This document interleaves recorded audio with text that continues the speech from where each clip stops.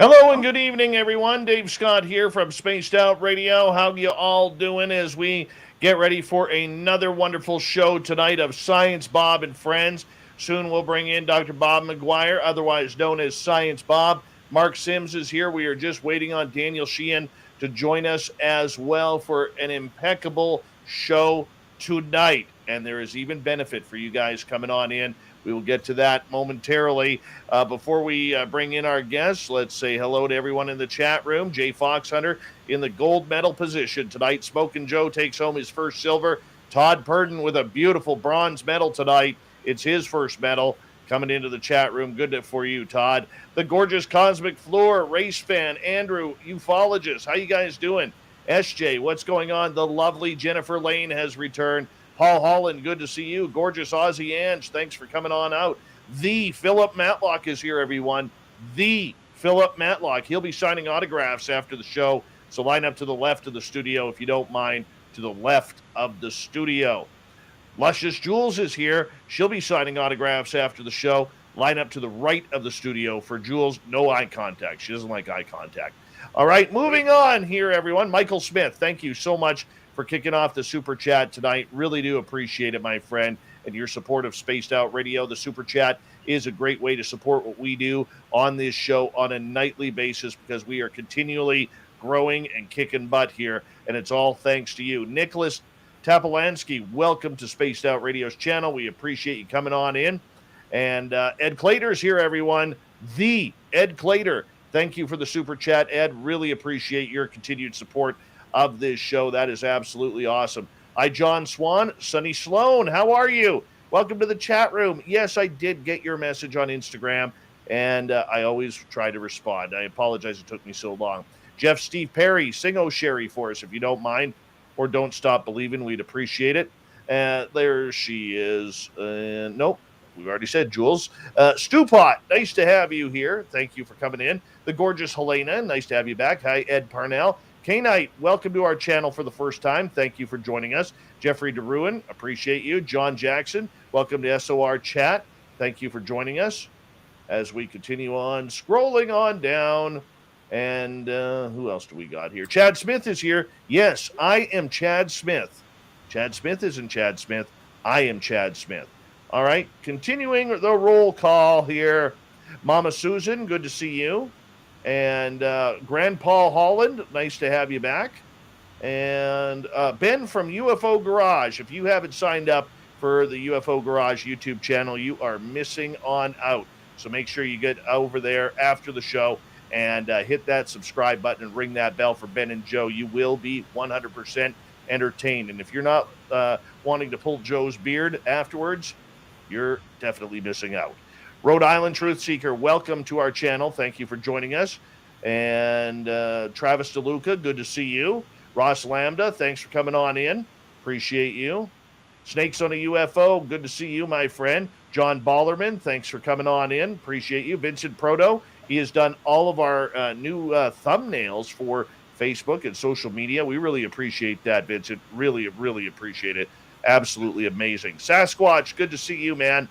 Thanks for coming on in. High open-minded clarity. Bigfoot Rob. I will be on Bigfoot Rob's show 10 a.m. tomorrow Pacific on Brunch with Bigfoot on YouTube. We'll be going an hour, 2 hours. I don't know how long we're going, but I want all of you to try and get there. Brunch with Bigfoot is the channel. I'll be on with Bigfoot Rob and Tex. It'll be a fun show. So make sure you check it out because I am rarely a guest around here. Ozzy, oi, oi to you, man. Thanks for coming on in. And scrolling on down. Aaron, good to see you. Jello, nice to have you back. The lovely Jenny. Drake C, thanks for coming on in, guys. And $5,900. Christopher Morales, good to have you guys here. Hi, John Poe. Greetings from Tralfamador. Thank you for joining us. And Super Quest, how you doing, Roy? Hope you're having a safe night at work. Adam Lakatos, welcome to our channel. I see you are Chad Smith, too. Hi, gorgeous Jan. Welcome back. And Uncle Dale and his Power Stash are here. Remember, if you're in Austin, Texas, rub Uncle Dale's Power Stash for 14 days of good luck. You will get it. Project Blue Book, YJ, Noble Patrick, Glenn John McEnroe, and gorgeous Renee. Good to see you. Hi, Science Bob. Hi, Spookles, the lovely cat. You're awesome, by the way, Spookles. You know what I'm talking about. Gorgeous Heidi, how are you? Thanks for coming on in. And sweet Donnie D, Bev from Aliens Visit Here, welcome. Tammy Jackson, looking lovely tonight. And I'm going to run out of time because we're going to get going here momentarily as we got a great show for you. Cedric and Little Marky Spender are here. Yes, Little Marky Spender. Hi, Baxter. Lazarus, good to see you. Paper Wasp Graphics, nice to have you here. We're going to shut this down. Let's get the show going right now, everyone. Rock and roll. Horns up.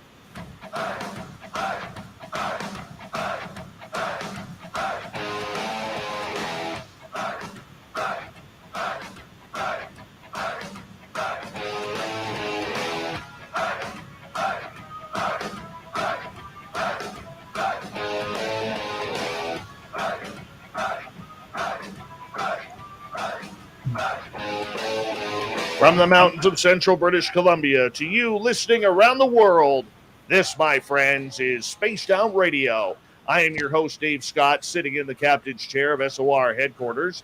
We welcome you to tonight's show on our terrestrial affiliates around North America, digitally on TalkStream Live, Revolution Radio, and KPNL. All of our archives are free by going to youtube.com/Spaced Out Radio. Do Old Navy the favor, hit that subscribe button. You can follow us on Twitter at Spaced Out Radio and on Instagram at Spaced Out Radio Show. Our website is spacedoutradio.com, where we have a plethora of features for you, including rocking out to Bumblefoot and reading up on Captain Shirk's SOR Newswire. Tonight's show is brought to you by Chive Charities. Help make the world 10% happier by visiting Chive Charities today. You can find them on our website. Tonight, it is another edition of Science Bob and Friends, where we bring in Dr. Bob McGwier, formerly of Virginia Tech University, and every alphabet agency under the sun, as we get ready for a great night. Mark Sims is here with us. He's got a great conference coming up called Making Contact. Go to their website, makingcontact.com. You can use promo code DaveSaved100, DaveSaved100.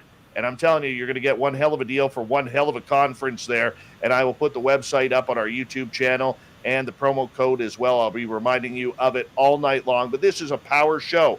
This is a great show. Now, many of you will recognize we had Mark on just a few weeks ago talking about his incredible extraterrestrial experiences. But tonight, it's all different. It's all about trying to make contact. What do we got to do to bring in them aliens? Science Bob, good to have you back.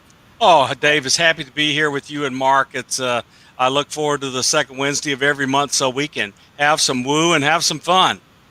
Well, we don't get much woo with you because you wear that science badge pretty tightly. Well, I've experienced a little woo, as you know, but I do like to hold the science badge pretty close. Definitely. And why don't you take the time, Bob, to introduce Mark? Okay, Mark Sims has exploded onto our community after having a long and very successful business career. And so, Mark, look, a lot of people don't know a lot of that backstory, but given that we attract a lot of science and business and kind of tech people, please tell us about growing up in Michigan and starting Netrex.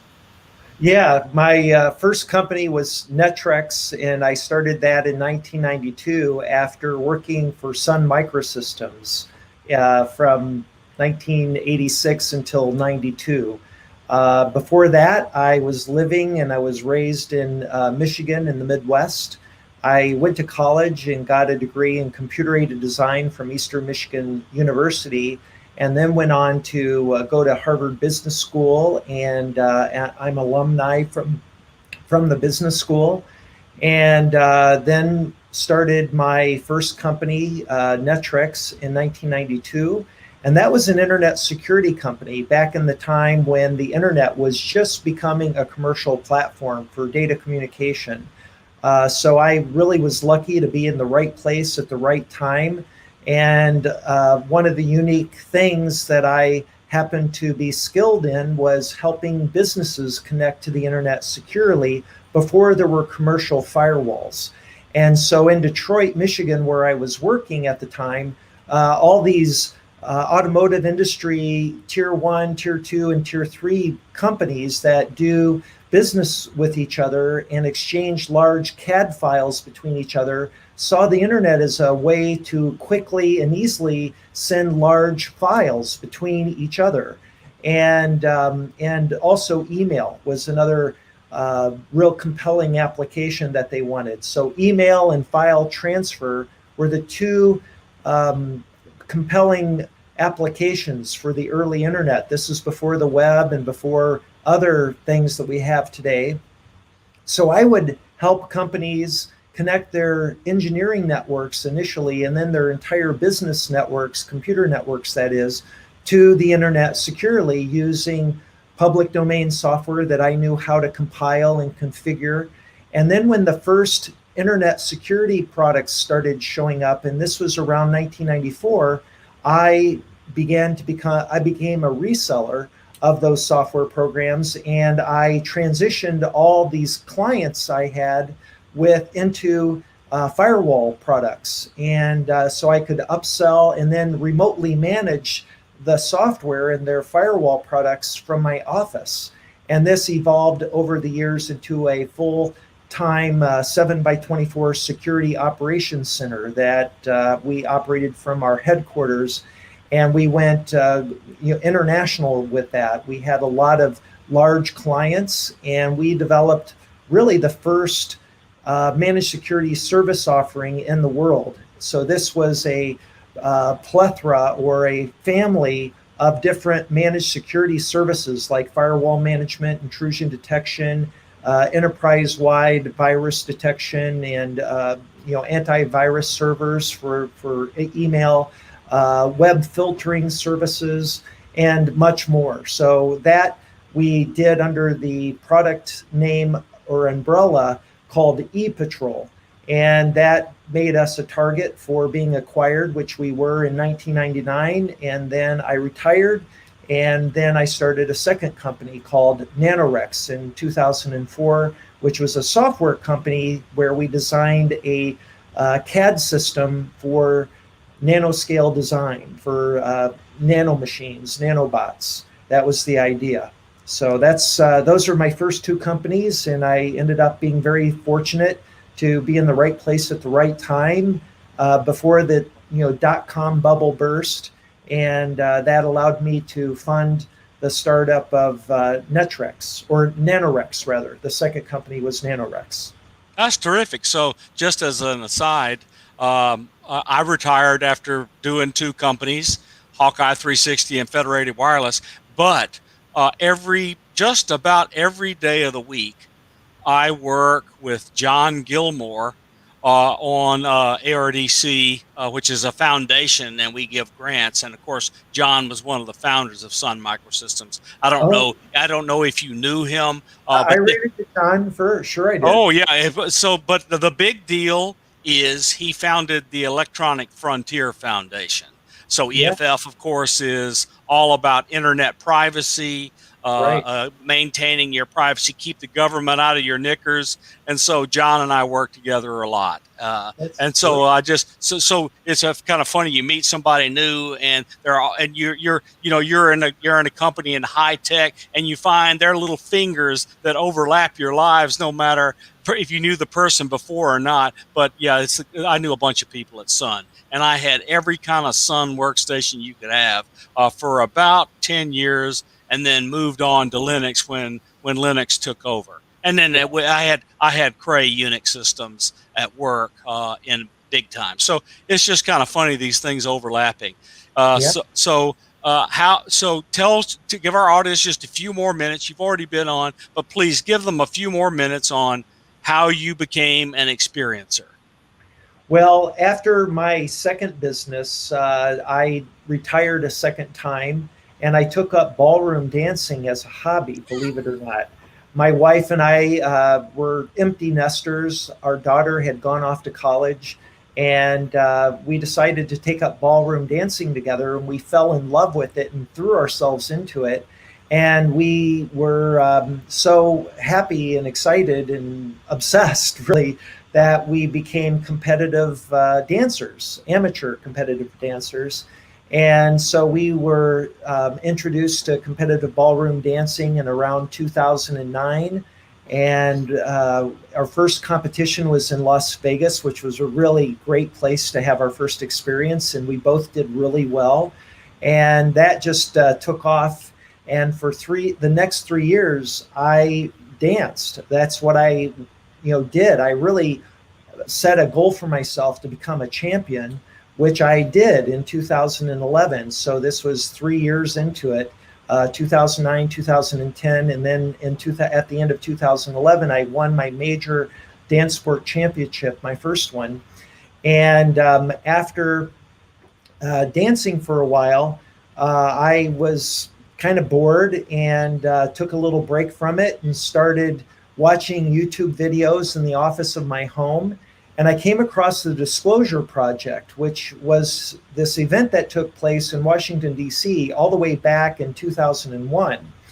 And of course, you know very well, but I had no clue about this event back then, that this guy named Dr. Stephen Greer, who was a civilian, somehow managed 20 witnesses to gather in Washington, D.C. at the Washington Press Club and get in front of news cameras and tell their personal accounts of having either seen UFOs or having encountered ETs themselves while they were active in the military or working in other government agencies like NASA and the FAA. And after watching that 2.5 hour long video, I found their testimony so compelling and these witnesses so articulate and trustworthy that I realized that if what they were saying was true, this was undoubtedly the biggest story in human history. And I wanted to know more about it. I knew nothing about the UFO phenomenon other than what you had seen in popular culture in the movies like E.T., the Extraterrestrial, and Close Encounters of the Third Kind before that. And I was a big Star Trek fan and a Star Wars fan as a kid. So, I had that kind of association with the phenomenon, but it was more tangential and really nothing that I knew very deeply about the history of it, the rich history. And so I started looking into it more, and I was really convinced that there was quite a bit of material out there. And one of the people that I started reading was Stephen Greer, the guy who had organized the Disclosure Project. So I bought his 3 books, read them, and learned through reading these books that there he is. There's Danny. Finally did it, you guys. Yeah. Well, Danny has had a big day today. This is a guy who is never staying still, And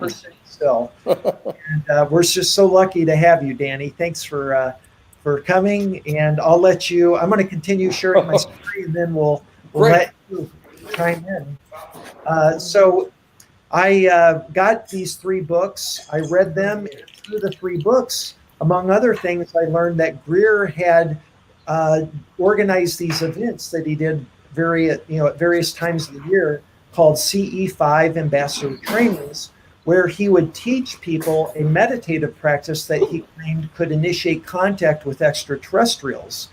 And I, being a skeptic, at first thought this was, very unlikely. And I was, a real cynic initially. But after I started learning more about him and hearing about people who had been to his events and claimed to have made contact or seen ships for the first time in their life, I decided that I wanted to join one of his events, one of his retreats. So in 2012, in November actually of 2012, I signed up for a 6-day retreat, and this took place in Borrego Springs, California. So I flew from Detroit to San Diego, rented a car, drove about 2 hours up to the Anza Borrego Desert, where this small town, Borrego Springs, is located. And over this 6-day period, we would go out in the desert at night, about 8 p.m. to about 1 in the morning, meditating. And there were 25 of us. And on the 5th evening of this 6-day event, we saw the ship materialize above us.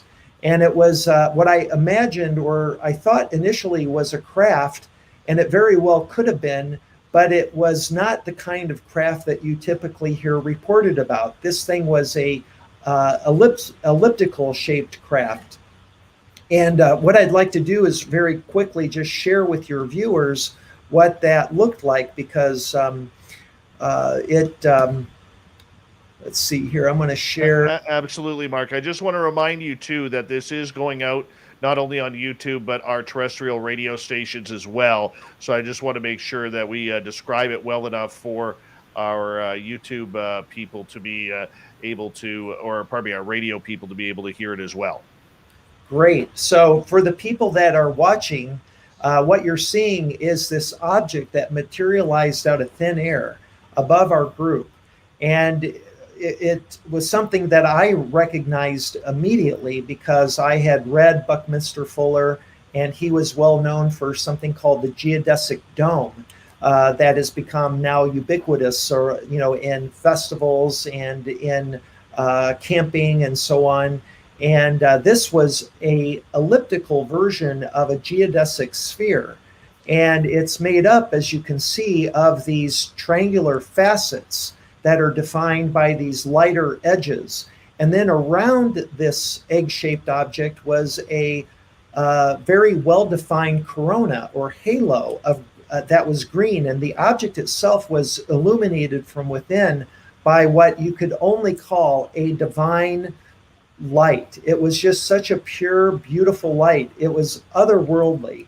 And you have to see it with your own eyes to have appreciated how beautiful this object was. But it was only visible for about 4 seconds. And I'm going to stop sharing here. Sure. And come back. And so after about 4 seconds of it being visible, it was moving and gradually coming down to the ground.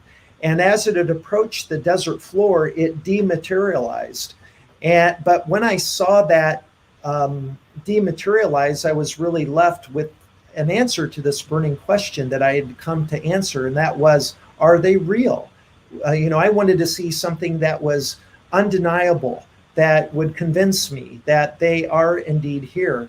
And when I saw that, it left no doubt in my mind that we are being visited by some extraterrestrial intelligence, and that it's now obvious to me at that point that they are aloof and reclusive, that the government isn't keeping this a secret from us as much as they are. And so I had lots of additional questions now that I was over that initial hump that they are real and that they're here. And so I went back that night to my hotel room after we ended our group meditation, and I couldn't fall asleep. And then I decided, after not sleeping and ruminating about all these additional questions, like where are they from and what is their relationship to us and why are they so reclusive and what's their agenda, I decided to sit up in my bed in my hotel room and do this meditation that I'd been learning through Greer.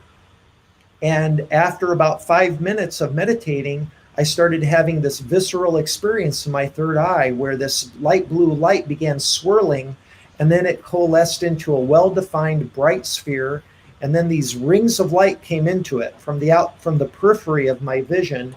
And after a minute of that going, that stopped, and then this sphere began morphing into a humanoid shape. And I opened my eyes after a few minutes because this humanoid glowing image was just standing in my mind's eye for about 5 or 6 minutes.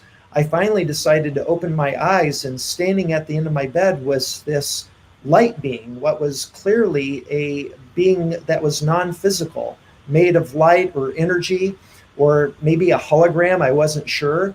But I had prepared myself for this, so I wasn't freaked out by it. I really wanted to have this face-to-face contact experience. I was just very surprised that it worked.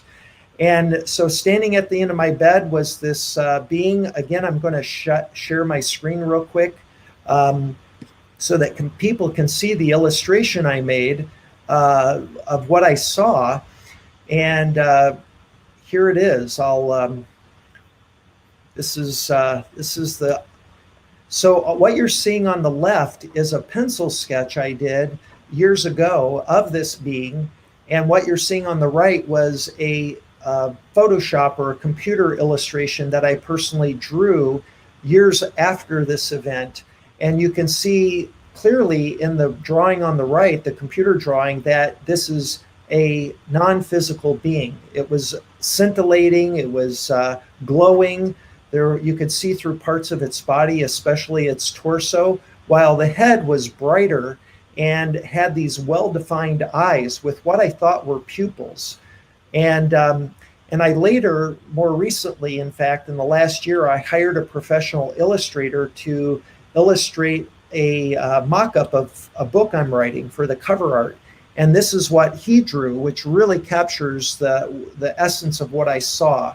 And so if you look at these eyes, you'll notice that there are these C or U-shaped, what appear to be pupils. But as I gave him a greeting after appearing at the end of my bed, which then initiated him turning and approaching, he turned sideways and started walking from the end of my bed and then approached me on my left side. And I'm just sitting still. I don't want to do anything that would spook him or cause him to step back. I wanted a full-on contact experience. And as he approached me, he eventually stopped, and I was looking up into his eyes. And what really struck me once he was very close to my face is that what I perceived to be eyes were not eyes at all, but sockets of a skull. And these, what I thought were pupils, were actually the superior sutures that are in the back of the eye socket of a human skull that allow the optic nerve to go from the eyeball to the brain. And you could also see the fissures that, you know, make up, these are these wavy lines between the platelets in the eye socket that you can see very clearly when you get close to a skull. And this is what I was seeing when I'm looking into his eyes. And along with that, I can perceive these patterns of light inside of his head that are making these patterns like something like sacred geometry. So as I'm looking into his eyes, I notice that his hand is moving, and I look down and he's got his index finger pointed and he's coming towards my elbow, and I realize he's going to be touching me. So I allow this, I'm prepared for this. So I feel him touching my elbow, and it's like a tingly sensation with a slight bit of physical pressure, but it's more of a tingly sensation. And then after about 2 seconds, he continues to push his finger into my elbow, and I can feel his finger penetrating my elbow because it's tingling inside my elbow. And then he's continuing to push his finger through the left torso and through my back, and his forearm is following his hand. And I'm feeling this whole penetration in my body, and where he's penetrating, I'm feeling more and more tingly sensation. And then his arm is starting to go through my right side when suddenly I feel his shoulder connecting with my left shoulder. And that was something I wasn't anticipating. I wasn't anticipating any of this, but my shoulder suddenly getting this sharp tingly sensation or intense tingly sensation caused me to want to jump up. This fight or flight response had kicked in, and it took all of my willpower to force myself to sit still. And I allowed him to continue to enter my body until he completely submerged himself inside of me. And I'm tingling all over. It was really something. And then, so Mark, we're going to have to continue when we get back from our break tonight on Spaced Out Radio. Science Bob and Friends. Mark Sims, Daniel Sheehan, makingcontact.com. Big conference coming up. We're going to get into that following up here on Science Bob and Friends on Spaced Out Radio. all right.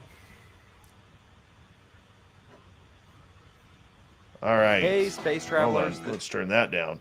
All right. That's a good solid first half hour right there. That was a great half hour. Hey, Danny, glad you made it. Oh, we got Danny on mute. A whole bunch of I had to download a whole bunch of Google Chrome and other things to get on here, but I'm here. Oh, good. Okay. Sorry, it was a lot of trouble. No, it's right. I just couldn't figure out what was going on here. I'll give you the one when we come back and you finish. I'll give you the 1 minute version of how I had my first experience as an older man and how it broke open all my childhood memories. Wow. Okay. Yeah, Oh, I'd love yeah. to hear it, Bob. Oh yeah, it's pretty amazing. Bob's got aliens. Oh, All I right. definitely have aliens. That's wonderful. I love it. Orbs in my front yard. Oh yeah. Wow. My wife miraculously healed from a stroke. All signs of the lesion in her brain gone. Wow. Yeah. You know what? One of the great surprises and joys, frankly, of meeting people like you, Bob, who've had experiences and are willing to share them, are these healing experiences, and it's just so fascinating to me too how their life led up to this spiritual or some kind of awakening.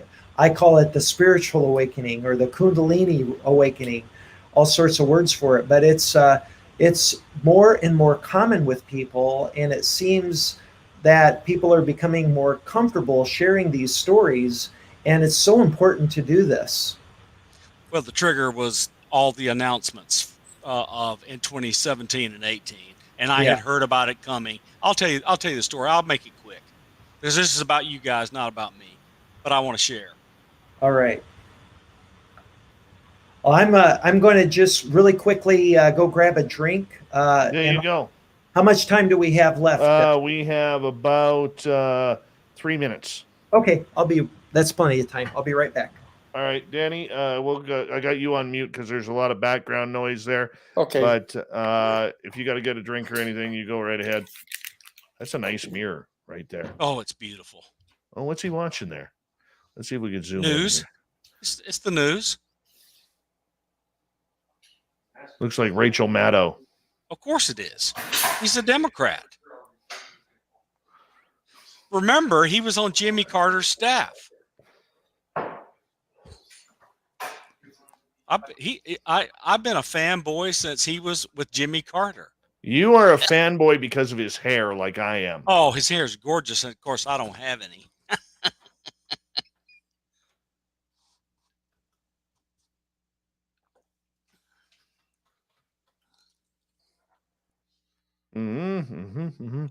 It's a good start so far. Oh, wow. What a super start. Yeah, I like to hear how successful people got there. Oh, yeah. Oh, yeah. And when successful people or, scientists or whatever come on and tell, hey, look, we're having these experiences, it frees people. Yeah. Oh, yeah.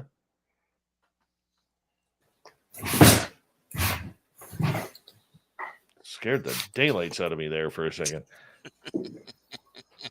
He's wrecking you, Dave. Okay, I'm back. Beautiful. You're good. We got you, my friend.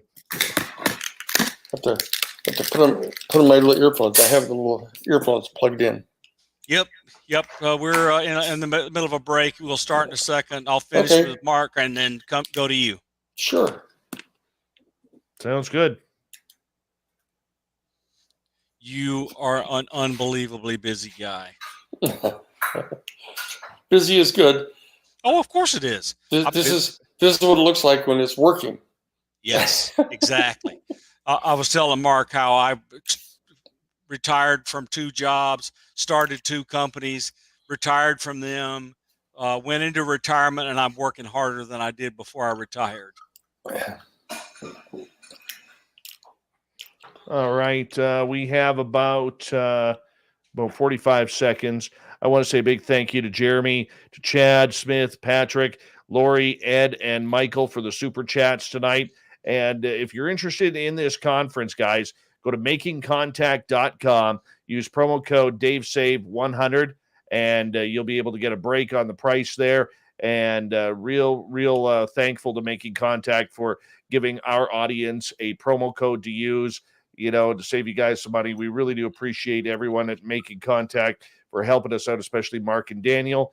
And we're going to get going here with the second half hour of the show coming up here in about 5 seconds. So sit back, relax, and we're going to get this thing going.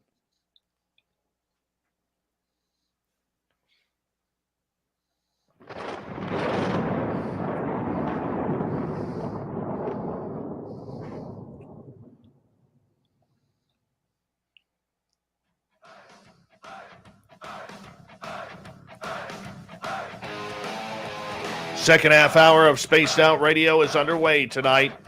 My name is Dave Scott. Thank you so much for taking the time to join us. We really do appreciate earning your listening ears.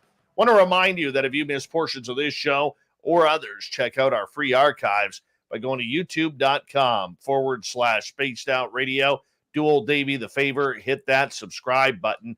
Our website is spacedoutradio.com, where we have a plethora of features for you, including rocking out to Bumblefoot and reading up on Captain Shirk's SOR Newswire. Follow us on Twitter at Spaced Out Radio and on Instagram, Spaced Out Radio Show. We continue on with Science Bob and Friends. Our special guests tonight, Mr. Daniel Sheehan and Mr. Mark Sims from MakingContact.com. Science Bob, take it away. Okay, so Mark, thank you for sharing your story. I just want to give our audience and the two of you a little look into how I got here. So I got out of high school and went to college in math and engineering and physics, and went on to graduate school. But I took a detour, worked at Sandia National Labs for 2 years before I decided I had to have a doctorate to be respected fully. So I went and got a doctorate in math, and then I entered the intelligence community, working for several of the agencies, and then wound up at the Institute for Defense Analysis, where I stayed for 27 years, retired, went and became a professor at Virginia Tech. And the job at Virginia Tech that I took on was the chief scientist of the Hume Center, and its purpose was to find engineers, scientists, and others, and introduce them to the kinds of problems that are technical, that are useful to the Department of Defense and the intelligence community. So, in other words, I left it, but I kind of worked on the periphery of it.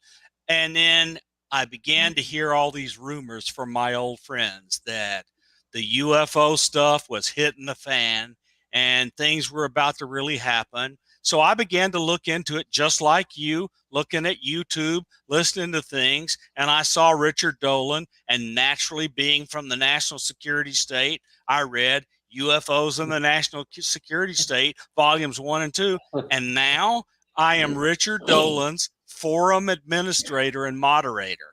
So, I mean, Richard and I are now friends. So he interviewed Chris Bledsoe, and I picked up my Facebook Messenger Bledsoe, and told him I was a scientist. I realized he had a bunch of scientists and government people that were friends, and I was kind of on the periphery.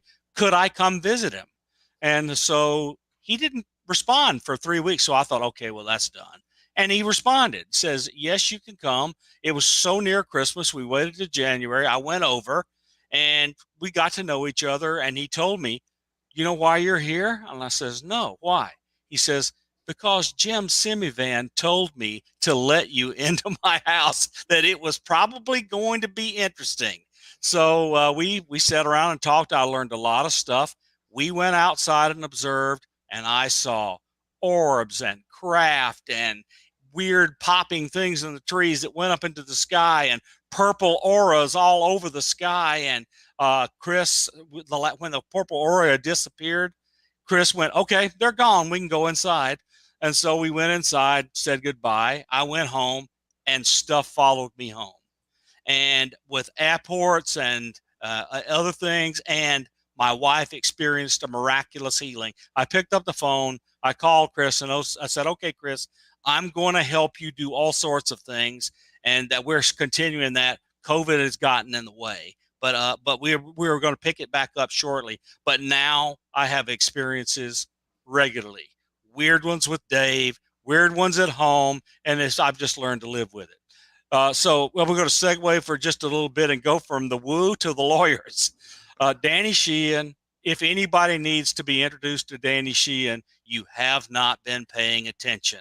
I've known who Danny was since he was in the Carter administration, and I cast my second vote for president for Jimmy Carter. So Danny's been doing, and he has been one of the leading attorneys in the public square for decades. He's just the most impressive legal public square lawyer that I know of. I mean, there may be some equal, but I don't know of any. But in this community, he was the lawyer for the Disclosure Project, helping Stephen Greer. And now Danny is advising Lou Elizondo and helping him plow his way through interactions with the Inspector General at the Department of Defense after Elizondo has not been treated so well by his former colleagues. Danny, welcome to the show, and tell us what's going on.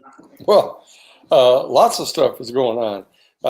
The event of the day is the filing of the report back on June 15th by the Defense Department under the auspices of the Director of National Intelligence to the Senate Intelligence Committee on the UFO or unidentified aerial phenomenon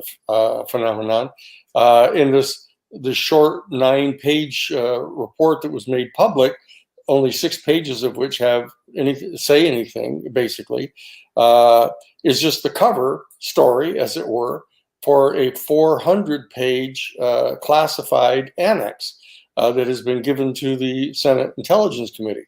The members of the Senate Intelligence Committee have that now that they have passed the infrastructure, the 2 major infrastructure bills, and have retired for the summer. They've got the 400-page classified annex, of which they're studying now, in trying to make a determination as to what type of a follow-up the Senate Intelligence Committee might do, depending upon what's in that annex. The short 6 pages of substance that were made public at first struck everyone, including myself, as being basically like a nothing burger, because we were all sort of expecting it to say something. But when you really stop to look at it, what they were doing is they were acknowledging the Defense Department and the National Director of Intelligence were acknowledging that UFOs are real in a real official way. There have been statements that have been made by the Defense Department, have been published by the New York Times, etc. But this was an actual official report being filed with the Senate Intelligence Committee, informing the United States Congress and the American people that UFOs are real. And they pointed out that they had it surrounded by a lot of caveats, saying, well, we've only really looked into 144 cases. In 143 of them, we can't put in any one of these different boxes that we have here of thinking, well, maybe there's some super secret technology that our United States government has developed. No, they said they haven't been able to determine that. They aren't Chinese. They aren't Russian. They're not a flock of birds, being mistaken. They're not, swamp gas. They went through these things saying, therefore, we really don't know what they are. But the important fact was that Lou Elizondo, who had been in charge of the secret Pentagon study of the UFO phenomenon for a total of 10 years. 2 years he was the chief of security for the project, and then for 8 years he was the director of it. He went public. He quit in frustration, in protest, basically, over the fact that they were lying to him. The Defense Department was not being told about things about the UFOs. Doors were being slammed in their face. And so he quit and brought the well-known 3 of the videos that were taken through the F-18 gun cameras of the UFOs and released them to the New York Times. And very importantly, the New York Times decided to publish it. That's an event in itself. As many of you know, I was legal counsel for the New York Times when I got the call. I got the call from Jim Goodell, the general counsel for the New York Times, when they got the 47 volumes of top secret classified documents known as the Pentagon Papers. And so I was the one that got the call at the office. We're the ones that represented the New York Times to get those made public. And so I see these 400 pages of the classified annex as being analogous to the Pentagon Papers. I believe that it's almost certain that the vast majority of information that's in those 400 pages of classified documents have not been legitimately classified at all, that they don't really represent any kind of threat to the national security to make them available, and that the American people are not only entitled, but they are constitutionally entitled to have access to information pursuant to which we can make some important decisions in a democracy about how we are going to respond to this UFO phenomenon. That if in fact it's true, what they're saying is that at least the vast majority of these confirmed sightings are not some super secret technology of ours. Some may be. People may have mistaken some of the super secret stuff that we've got for a UFO. But they've said that, look, that's not the case here. And when the head of the entire investigation says that they're absolutely not Russian or Chinese, and then when I did an interview with Lou Elizondo with the three of the people from the Associated Press, and with Dan Huff from the Associated Press asked Lou Elizondo, and he said, well, wait a second, if they're not ours, they're not the Russians, they're not Chinese, what are they? Where are they from? And Lou Elizondo said to him, well, the most likely thing is, based on our investigations, that they're extraterrestrial.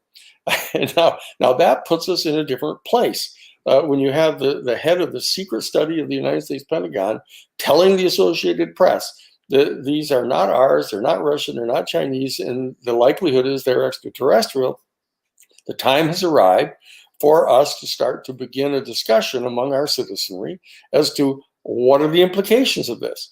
If we're past arguing about whether UFOs are real, and all the authorities have now confirmed that they are real, and we're past the question about is there an extraterrestrial civilization, we now know from all the discovery of all the exoplanets and all of the discussions, everybody, including the Catholic Church, the Vatican, is now on record officially as of November 11th of 2009, saying it's now perfectly evident that we are going to be discovering extraterrestrial life much sooner than had been previously anticipated. And so the time has arrived for the citizenry to undertake a very serious conversation about the philosophical and theological questions that are posed to us as a human family about the existence of such an extraterrestrial civilization. And that's what we're doing. This discussion that we're going to be convening between the 18th of August and the 22nd of August, coming up here just in another 1 week, is to have that conversation, to get past this discussion of are there such a thing as UFOs? Are they real? Is there such a thing as an extraterrestrial civilization? Is there such a thing? I represented Dr. John Mack back in 1994 in front of a major faculty committee at Harvard University, where Dr. Mack had published a book in which he was suggesting that extraterrestrial life actually exists, and there's actually communication taking place between some individuals and members of an extraterrestrial civilization. And they dragged him up in front of a rump committee of the faculty, chaired by Dr. Relman, who was the editor-in-chief of the New England Journal of Medicine, and confronted him. And when I, as John's lawyer, John Mack's lawyer, I said, wait a second, what is this thing? What is this panel that you guys have gathered together here anyhow? It's certainly not an AAUP panel. It's anything approved by the American Association of University Professors. And Dr. Relman said, well, when Dr. Mack published the book, the dean of the medical school, who's here sitting on this tribunal with us, started receiving lots of telephone calls asking him questions that he didn't quite know how to answer. And so he decided he was going to have a conversation with Dr. Mack. And as long as he's going to be having a conversation with him, we ought to have some of the other faculty members here. So I asked him, I said, look, whatever the nature of the hearing process is either one of the two following fact questions going to be at issue in this hearing? Number one, whether or not the extraterrestrial intelligence actually exists. And secondly, whether at least some of these confirmed sightings of UFOs might possibly be a vehicle from an extraterrestrial civilization. And Dr. Relman said, well, absolutely those two questions are at issue here. And it's absolutely ridiculous to think that either one of those things is true. And he just said that. And this is Harvard University. I graduated from Harvard College. I graduated from Harvard Law School. I studied, did my master's work at the Harvard Divinity School. And here I am sitting there saying, how can Harvard University say something as ridiculous as that? This needs to be looked into. We need to have a serious conversation among our people, including our universities, including our scientists, including our public officials, but most importantly, including our citizens, to have a conversation about what does this mean now? Now that we've gotten over whether they exist and whether there's an extraterrestrial civilization, the questions are, what does that mean to us? What are the implications if we not only realize now since Copernicus that we're not physically located in the center of the entire universe, and the whole universe circulates around us. Now we have to realize that we're not even at the apex of the pyramid of all sentient life in the universe. Now what? Now how are we going to cope with that? What is the psychological impact on us? What's the philosophical impact? What's the theological impact? What are the public policy questions that we have to ask? What kind of laws are going to have to be changed? What kind of diplomatic relations are we going to have with these people? What type of trade, if any kind, are we going to have with them? Are we going to accept whatever technology they happen to offer to us? Are we going to find ourselves in a condition where we become completely dependent upon them? For some new wave of technology, and that we become like a colony, like some tiny tribe that's been discovered on a desert island somewhere, in the 1960s, that didn't even know the rest of the world was there. And within a matter of months, their entire culture just collapses. That we need to start coming to grips with this. We can't just sit around and wait for government officials to tell us. I mean, the government officials have been working on this thing for the past 75 years, ever since Roswell. I mean, everybody with a political IQ above room temperature knows that Roswell happened. Anybody who reads books knows that it happened. And the United States government has been concealing this from us all this time. So we can't continue to rely exclusively on the government officials to tell us this, because 99% of the government officials don't know anything about it either, because they've been closed out. The fact is that 99% of the people in the military don't know about this. What kind of a constitutional government is that? To have some sort of elite, tiny 1% of the people, know about this, know what the technology is, know where these things come from, probably, and are concealing it from us for their own personal private benefit. To have power over us. The time has come to break through this thing and not keep on pleading with them to try to tell us what the answers are to this thing, but to find them out ourselves. To have these discussions among ourselves, to undertake the CE5 protocol, to reach out to try to communicate with the beings from this other civilization, to establish diplomatic relations with them, but at the same time, be not totally naive. Not just say, hey, you all come here, come on and bring us all your technology, and we'll tell you everything about ourselves, and you share all your family secrets. That's not the way to do this. We have to have an intelligent conversation among ourselves about how we're going to approach this and how we're going to deal with this phenomenon and with this extraterrestrial civilization. The time has come. Big surprise, gang. After all this time saying, I wonder when this is going to happen. I wonder if we're ever going to get in our lifetimes to a point where we actually have to answer these questions. Well, the answer is yes. And the conversation is going to be starting on the 18th of August. We're going to be bringing in people to discuss the philosophical implications, the theological implications, the psychological implications, and more importantly, the public policy questions that we need to ask and answer as citizens in a democracy as to what to do about this. Daniel, what needs to be asked? What questions are we missing? I know as a part of the media, I can see where the media is missing a plethora of questions. But for you on this standpoint, looking into Washington, D.C., what questions are we missing? Well, one of the most important questions is should we accept any of the offers that are made by an extraterrestrial civilization to provide some sort of extraordinary technology to us while we're still at this extremely low level of consciousness? The old Sufi saying, when a pickpocket meets a saint, all he sees are his pockets. And now we've got a whole element in our government that if you show them some kind of a new amazing technology, they'll spend all their time trying to figure out how to make a weapon out of it. so that they can lord it over the rest of the world, on behalf of our corporations who happen to pay for their elections. That we've got to be circumspect as a citizenry about this, that I certainly don't want to put that kind of technology into the hands of the people that are running our government right now. That all we're getting is a choice between, two different political parties that go through some sort of a process that most people don't even understand to pick out who the nominees are that they offer to us every 4 years. And everybody thinks that that's all they get to do. They get to pick one or the other of them. And they're not serving the best interests of the people at all. We all know that, or else you wouldn't have 0.1% of all the people in the country owning 85% of all the wealth. And you wouldn't have 10 million people a year starving to death on the planet.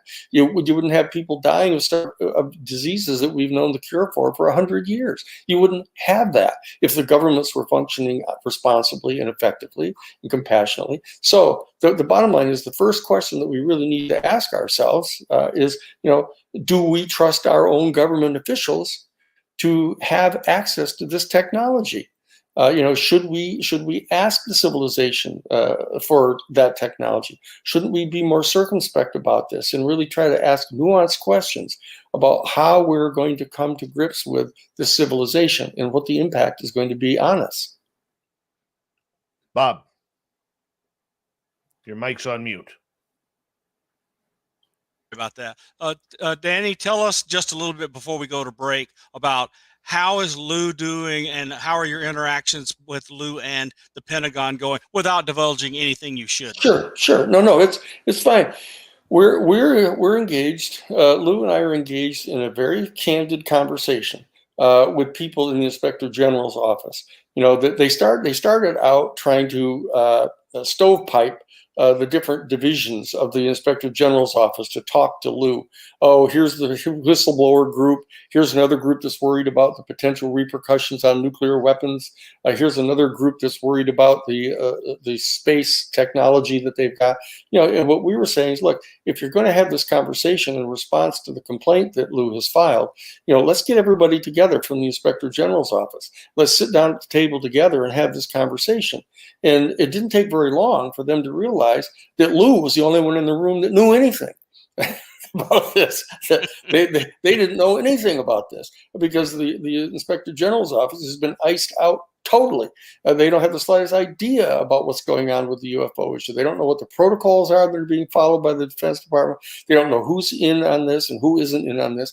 They need to find this out. Anybody who's doing any kind of an analysis, an evaluation, or an investigation, whatever you want to call it, you need to find out what's going on. You need to know what the facts are. And they do not know what the facts are. Lou knows what some of the facts are. And so what we've been doing in these first conversations with these people is trying to communicate to them the facts that we know that we think they don't know, so that they can begin to make a decision as to whether or not they're going to dare to challenge the 75-year-old protocol of don't ask.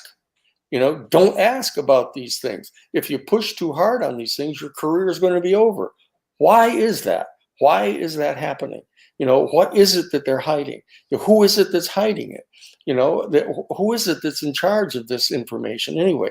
If they're not inside our government, this is unconstitutional. I've filed major lawsuits against organizations like that. That's what the off-the-shelf enterprise was about.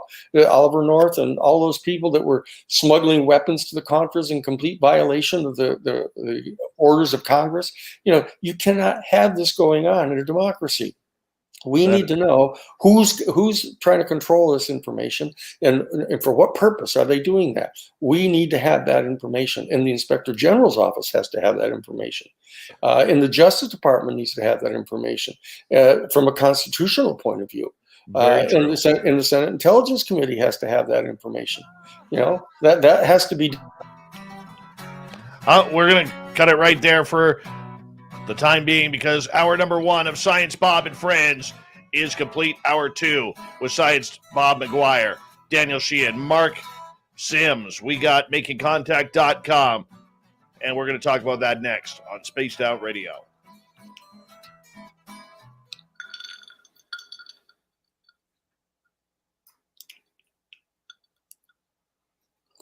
All right, guys, we're clear. Okay, so when we come back, well, just take it away and start telling us about the show. Mark and Danny, however you want to do it. Share the screen, show us the virtual stage and all that stuff. Whatever you want to show us. We just want to build up a lot of interest in this to get as many people there. And thank you and the other organizers for the discount for our listeners. Yeah, we appreciate that. Yeah, we have the list of the speakers in the schedule, and what their major topics are going to be, and what the panel discussions are going to be about. That we can share all that with you. Please do. I want you to free flow that information now until we kind of come to a natural stopping point, and then we'll ask some questions. I'm sure the audience is full of questions. Yeah, let's get through the major promotion of this first. Okay, I'll grab our little list, Mark. I've got it in my briefcase. Okay, Mark, your mic's on mute. We can't hear you. There you go. There, I'm back. There you go. You know, I want to just make sure that I can share my screen. Your browser has blocked your screen, I think. What are you wanting to show? The website? Yeah, I want to just show the website. I think I can do it now. Yeah, okay, I'm back. I see what happened. Okay.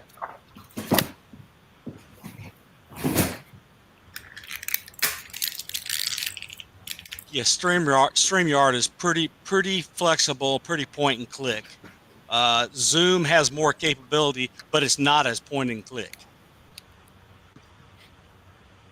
Okay. So when I go up to share, my options are StreamYard or entire screen. So what if I share StreamYard? What does that do? Take it, experiment. Okay. We're in a break. Let's see what happens. Let's see what happens. We're using Firefox. I'm a tinkering boffin. Go for it. All right. Are you seeing this, the Making Contact website? No.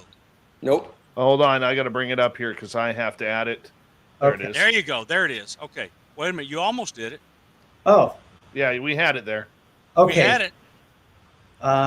Let me try one more time. And then Dave, I think, has to do something. Yeah, I have to add it in. Once you go to share, I have to add it in. Oh, I see. So I'm going to select StreamYard and hit allow. There we go. And there it is. Okay, and now I can select there it is. There it is. Great. Look how perfect Mark's hair is right on top in that photo. Oh, yeah. I like Danny's hair much more than mine. Yeah, so who doesn't? You could be like me and have to wear a hat so you don't blind your audience. So, I'm going to stop sharing, come back here. We just had a new thing go live. We're doing a tribute to Paul Hellyer on Saturday morning. And we're allowing people to register for free. And I want to, so they can register and buy a ticket here, but there's also a separate place. I don't think we've launched that yet. The team was supposed to have that ready to go. But I think you have the kind of extra day for, some extra few bucks. You have the extra day, but I haven't seen the Hellyer thing yet. Yeah, it's going to be, we're going to put it on social media probably tomorrow. We had a little confusion about exactly which day it was going to be, and but we got that sorted out. That's awesome. That's awesome. By the way, Lori Rosenfeld has been fantastic in communication leading up to this show. Great. Thank you for... she's been wonderful and very helpful along the way. I owe her a big favor after this is all done. She's been working, promoting us and getting us, scheduled for podcasts and interviews, and she's been just great. Wonderful. Wonderful. All right, guys, we have about 90 seconds. 90 seconds.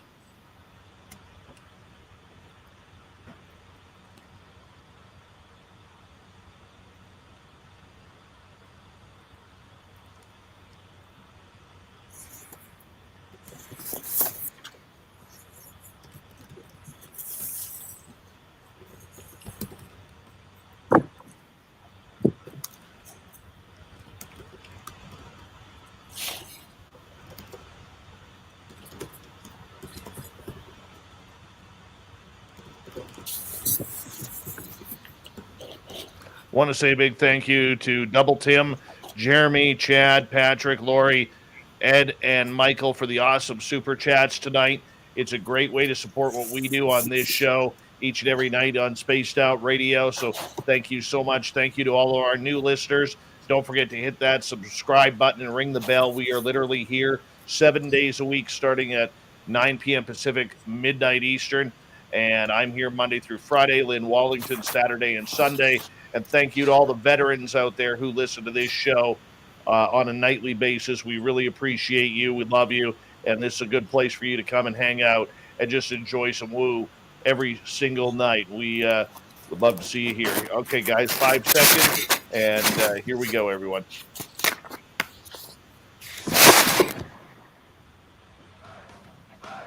You're listening to Spaced Out Radio with Dave Scott. Follow Dave on Twitter @Spaced Out Radio and on Facebook, Spaced Out Radio Show. Hour number 2 of Spaced Out Radio is now underway. My name is Dave Scott. Thank you so much for taking the time to join us. We really do appreciate earning your listening ears wherever you are on this beautiful planet we call Earth. We want to remind you that if you miss portions of this show or others, check out our free archives by going to youtube.com/Spaced Out Radio. Just do me the favor, hit that subscribe button. We want to say hello to everyone listening in on our terrestrial affiliates around North America and digitally on TalkStream Live, Revolution Radio, and KPNL. The Desert Clam has set the password for tonight in the SOR Space Travelers Club. Wasserman. Wasserman is your password. Use it wisely, Space Travelers, as a clam sets a password each and every night right here on Spaced Out Radio. Our website, spacedoutradio.com. We have a plethora of features for you, including rocking out to Bumblefoot and reading up on Captain Shirk's SOR Newswire. Follow us on Twitter @SpacedOutRadio and on Instagram, Spaced Out Radio Show. Once a month, we bring in Dr. Bob McGwier. We call him Science Bob around here, and Science Bob and Friends continues as our monthly feature. Tonight, we are focusing on Daniel Sheehan and Mark Sims, a new conference coming out called Making Contact, makingcontact.com. And if you want to check it on out, I'm going to tell you right now, little secret. Don't tell anybody, except if you're listening. Then you'll know. Use promo code DaveSave100. That's DaveSave100. They're going to give you a major deal in getting tickets for this 4 or 5 day event that is going to be happening. Science Bob, let's bring you back in. All right. So, look, Mark, you guys take it away and tell us anything you want for at least the next half hour about the Making Contact Conference. It's so exciting. Yeah, this is a really major event that Danny and I are co-producing. We have lined up the most impressive roster you could imagine, given the context of what's going on in the UFO, UAP phenomenon and the interest that's been brought up. Danny and I have really gotten an amazing and diverse group of people. And so what I'm going to share is our actual website, makingcontact.com, and I can explain how or where people can go to get a ticket and to learn about the speakers. So this is our website, our homepage, and you can see we've got some of the most well-known luminaries from the UFO field joining us, with Whitley Strieber there on the left, and Richard Dolan, Linda Moulton Howe, Danny himself, of course, and Lou Elizondo is going to be joining us during this event. And then Ralph Lubenthal there is the journalist that broke the story back in 2017, the story that is of the Navy videos, and Lou Elizondo, who made those videos available to the press. And on the far right is Eric Weinstein, and Eric has become a good friend of Danny's, and he's a very well-known economist and a physicist. He's this amazingly smart individual who's a member of Mensa, and he has his own podcast called The Portal and a huge following. He's got a theory called geometric unity theory that he's proposing as the grand unifying theory between general relativity and quantum mechanics. And he's gotten such a large following because he's got such a compelling theory.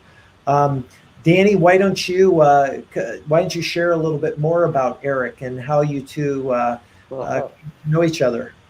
Sure. Eric Weinstein is one of the preeminent kind of public intellectuals in the country right now.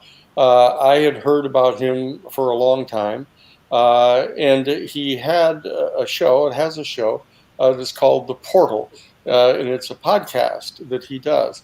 And he reached out to talk with me and invited me to come down to be on his show on April 9th earlier this year. And we talked live on his show for 5.5 hours because he wanted to talk to me about a number of the cases that I had done in the past. And so we began to have this discussion, and I told him about how I was a co-founder of the Harvard Civil Rights Law Review back in 1968, how I had initiated the case at the Law Review that established the right of journalists to protect their confidential news sources. That went all the way to the United States Supreme Court while I was still a law student, actually. And then I got recruited by the #1 corporate law firm in the country that represented NBC television news, which is with the person that I represented.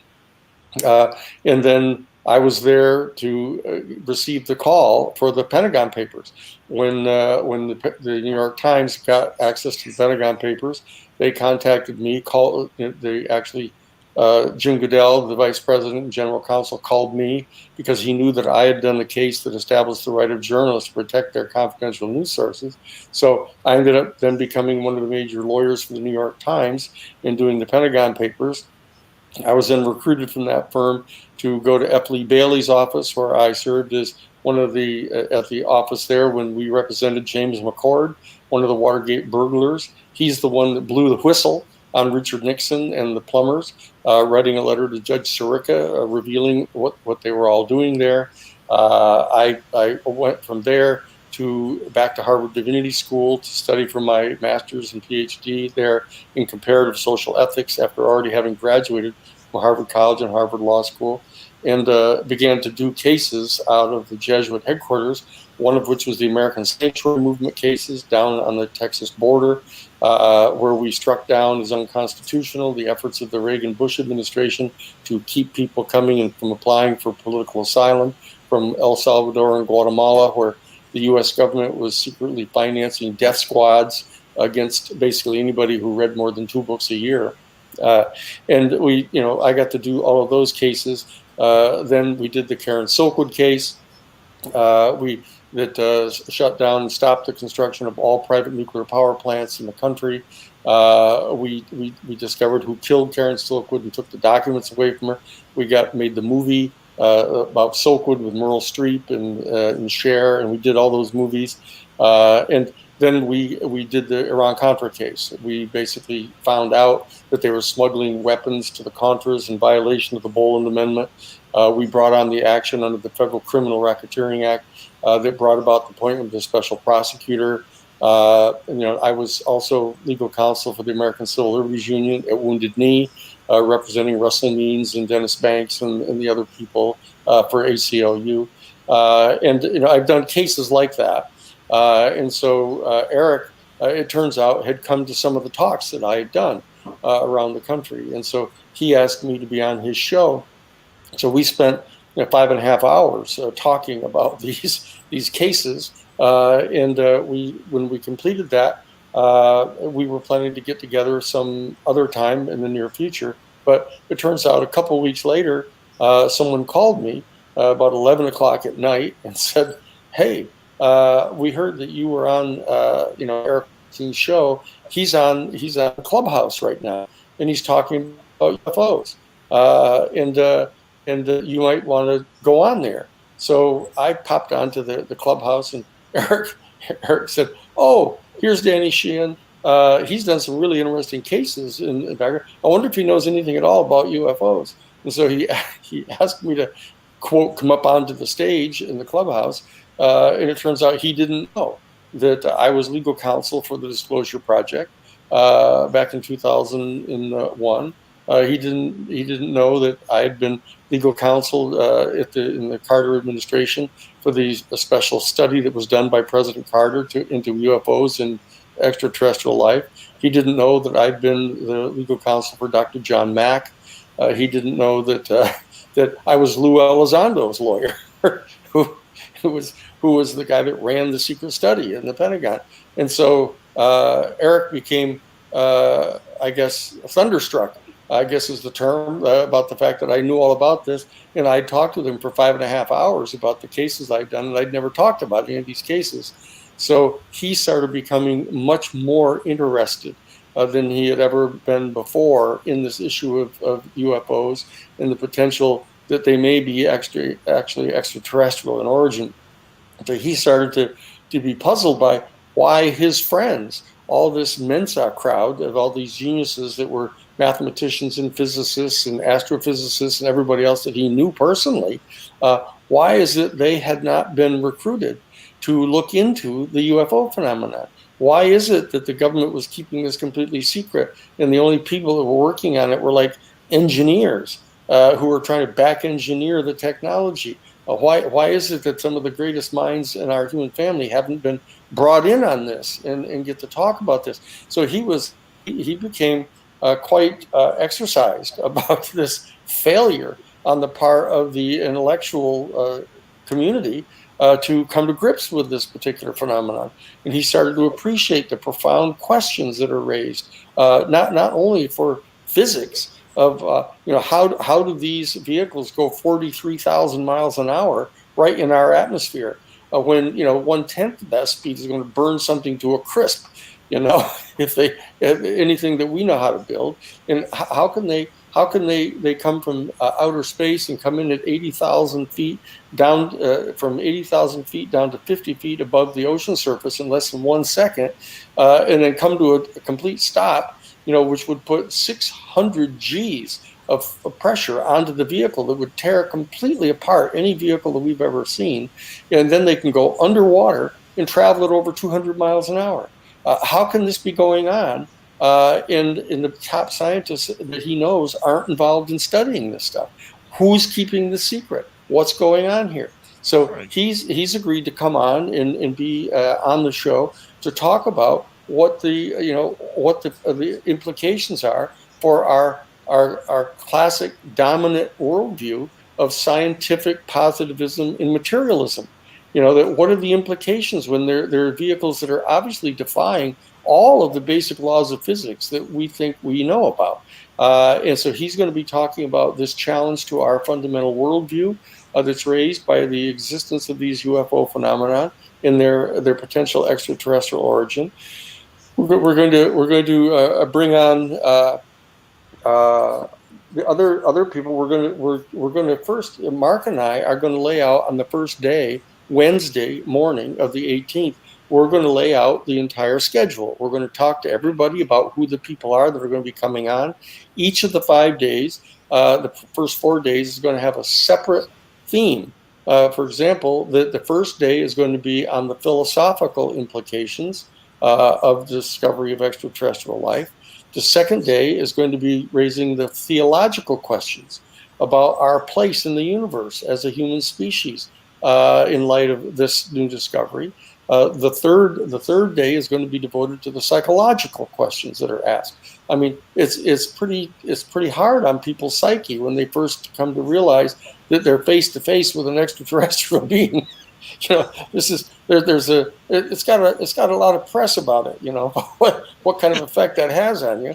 And so that we need to talk about that. But very importantly, in the fourth day, we're going to be talking about the public policy implications. What are the kind of laws that need to be developed here about how we relate to the beings? What are the diplomatic relations we're going to have with them? What are the kind of economic relationships we're going to have with them? How do we apply to them our fundamental constitutional laws about human rights, etc.?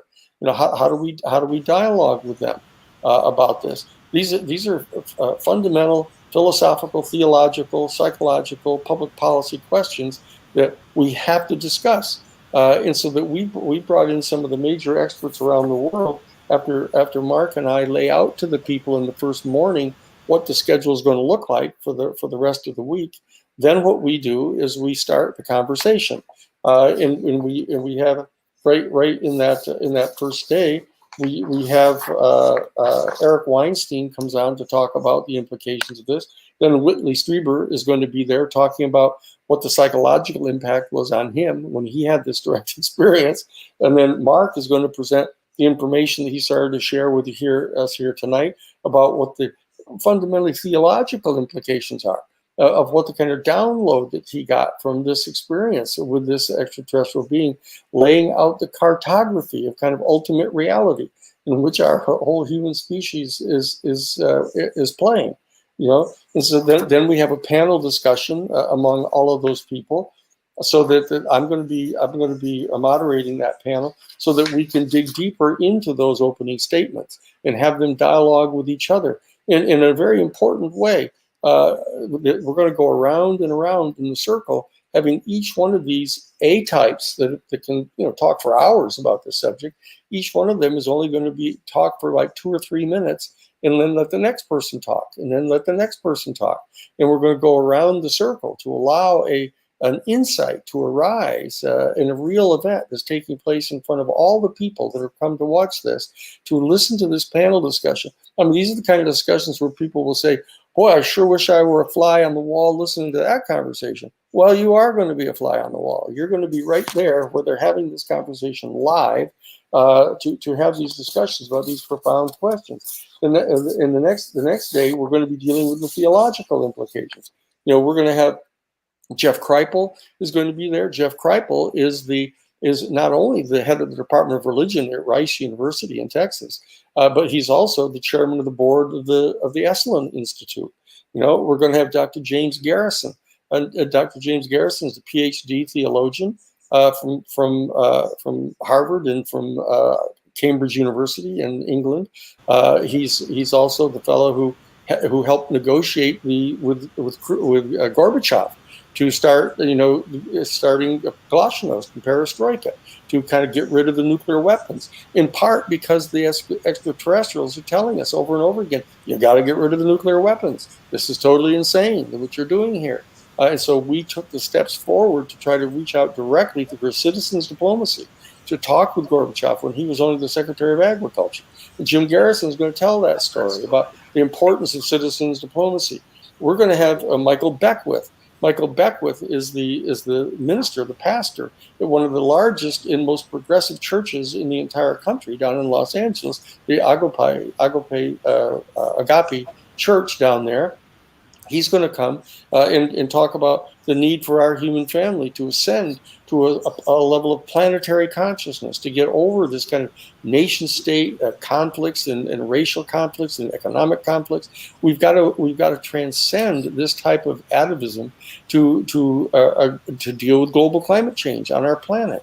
We're going to have, and very important, we're going to have Marshall Summers. Marshall Summers is a man who has written numerous books talking about the UFO implications, and he very seldom ever agrees to participate in any kind of conferences at all. He writes books, but he's now going to come and participate in this. These are extraordinarily important people. And of course, we're going to have Barbara Lamb coming to talk about the fact that she's actually provided psychological counseling for over 2,000 people, who have had direct contact with extraterrestrial beings, about what the psychological impact on that is, how they've evolved from starting out being very traumatized by this into actually understanding that they're taking part in this rather extraordinary experience of actually being part of history for the next 10,000 years about our relationship with these extraterrestrial people. Linda Moulton Howe is going to be involved in that conversation, and Dr. David Jacobs is going to be appearing here by a special pre-recorded presentation he's going to make. He's the only person out of 21 different speakers that we're going to have, is the only one who isn't able to be with us directly live on site because of certain medical problems he's having. Okay, but Lou Elizondo is going to be there. Richard Dolan is going to be there, as Mark pointed out. Ralph Blumenthal, who broke the story on the front page of the New York Times, is going to be here talking with all these people in a panel and making a presentation. These are the kind of things we're going to be doing. Don Schmidt is going to be here, who is recognized by everyone to be the kind of world's leading expert on Roswell. He's going to be. It's going to be one of the few references back. We go back to verifying that UFOs are real and that they're extraterrestrial. Most of these conversations, we pointed out, are going to start with those given premises that UFOs are real and that they're extraterrestrial. Now what? But we're going to have this review of probably the most famous incident, other than Betty and Barney Hill, the most famous incident of a UFO actually coming to Earth and being recovered by our federal government. So these and Mark is going to point out that this is going to be done through a new modern technology that has really just begun to be used during the pandemic. It's something a lot more than the simple Zoom.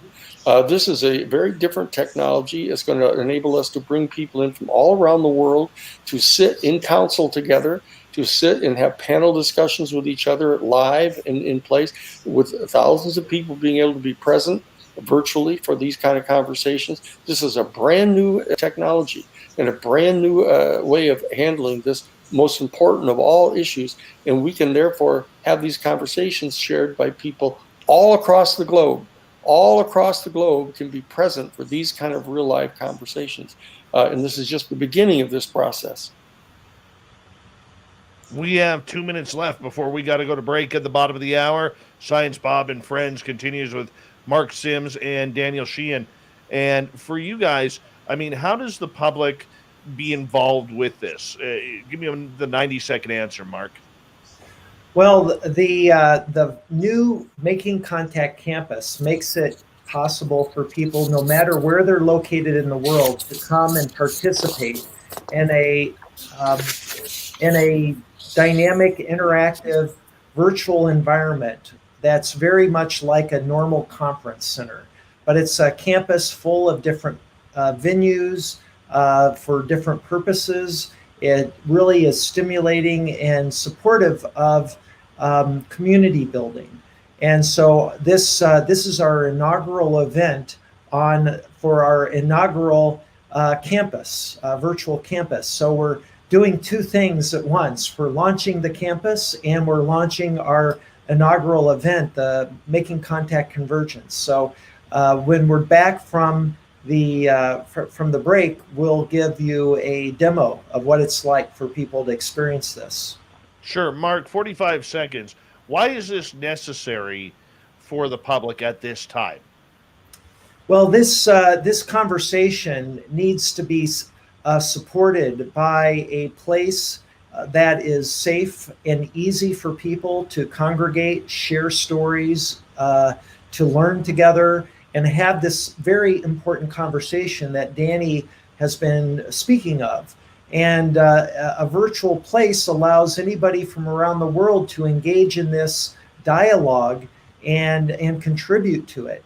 And our goal ultimately is to develop an institute where we can create a think tank, and these topics can be synthesized into policy-making white papers that we can distribute to leaders of religious institutions, to our politicians, to the UN, and others. Beautiful. Danny Sheehan, Mark Sims, Science Bob McGwier, and Science Bob and Friends continues on Spaced Out Radio when we return right after this break. Stay tuned.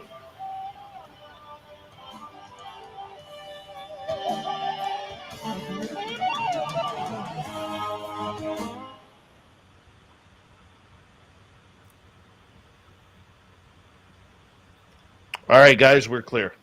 Okay, I need to reset my internet. I'll ask you back in a second. Okay.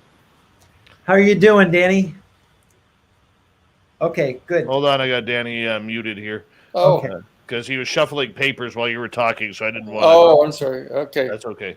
We're good. No, that was good. So now we can take them. We can strut our stuff on showing them what the campus is like and how the technology works, etc. So we have the old 1-2. Here's substance. Here's how it's going to look. Here's how you get in on it. This is going to be cool. Right. I'm excited. All I'm right. excited. Well, look at Science Bob. Look how straight he looks. And what the hell happened, right? Yeah, he's got his high school picture here. I wonder how many takes that photo took. I'm going to be right back. How many minutes till we're back on? We got about 4. Okay, I'll be right back. All right. I'll hang out. I'm that guy. Hello? What? I'm that guy. Did she fall asleep again? Or what? Yeah, she did fall asleep. She also threw the blankie over the leg. Oh. I'm just going to put you on mute, Danny.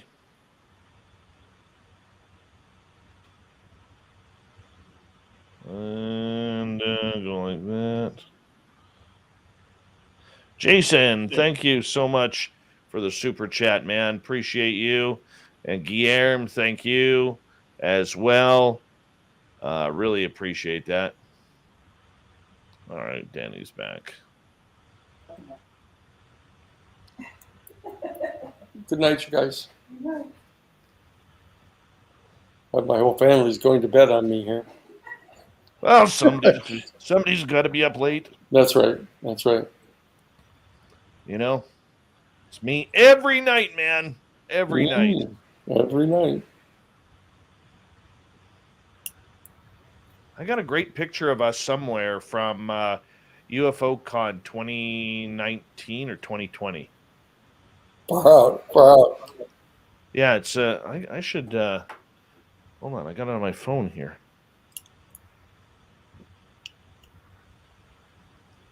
I gotta go way back here.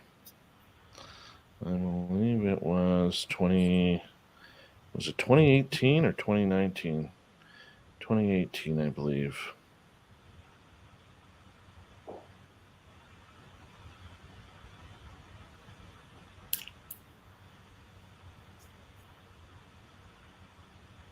I'm going to go this way.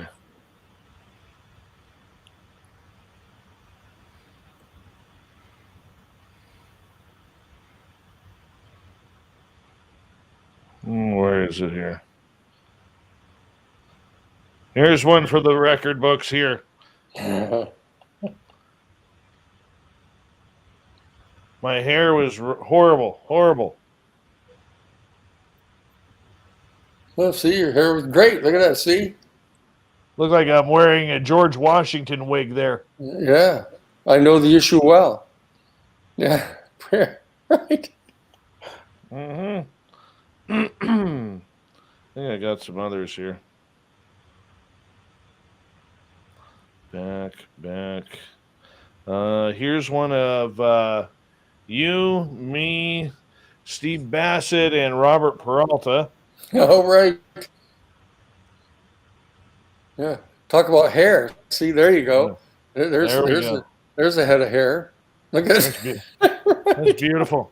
We could have donated to Steve and Robert's hair fund pretty easily there. And that's the same photo. Let's see what else I got here. I think that's the only two I got of us.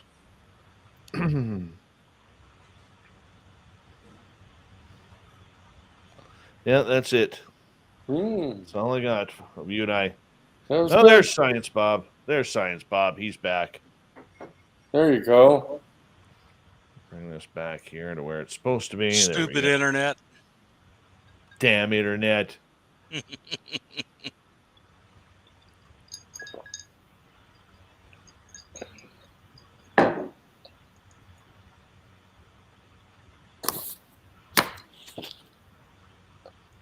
All right, we got 30 seconds. Big thank you to Michael, Ed, Lori, Patrick, Chad, Jeremy, Tim, Bob, Guillermo, and Jason for the amazing super chats tonight.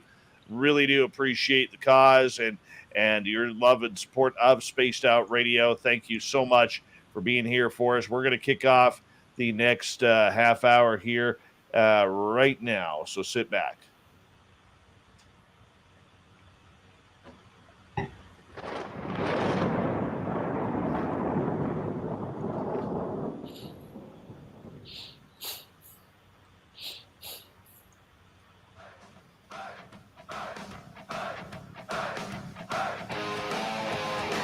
We've passed the half-time show of Spaced Out Radio tonight. My name is Dave Scott. Thank you so much for taking the time to join us.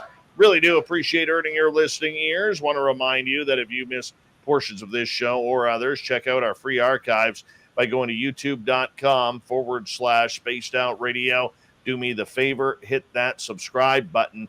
Our website is spacedoutradio.com, where we have a plethora of features for you, including rocking out to Bumblefoot and reading up on Captain Shirk's SOR Newswire. Follow us on Twitter at Spaced Out Radio and on Instagram, Spaced Out Radio Show. We continue on tonight with Science Bob and friends. Dr. Bob McGwier is here, and we are joined by Mark Sims and Daniel Sheehan of makingcontact.com. And if you want to check out this virtual conference, you got to go use promo code DaveSave100. That's DaveSave100 at makingcontact.com. Gentlemen, welcome back. Thank you. So great to have everybody here. Keep going, guys. Keep telling us. Yeah, I was just getting ready to go on campus, on the virtual campus, and give people a tour of what they can expect. And this is a revolution in virtual conference events. So I'm going to bring up my screen here and hit allow here, and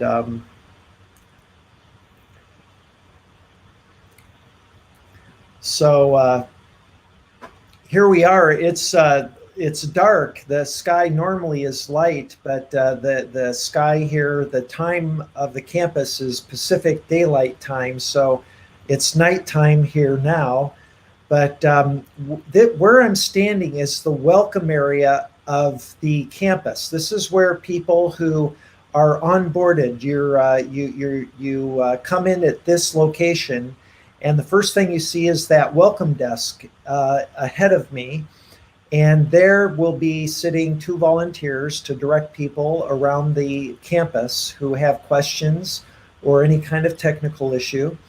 And then behind me are kiosks. There's one here that shows you a map of the virtual island with all the different venues, and what you're seeing here on the menu are the places you can teleport to from this menu here.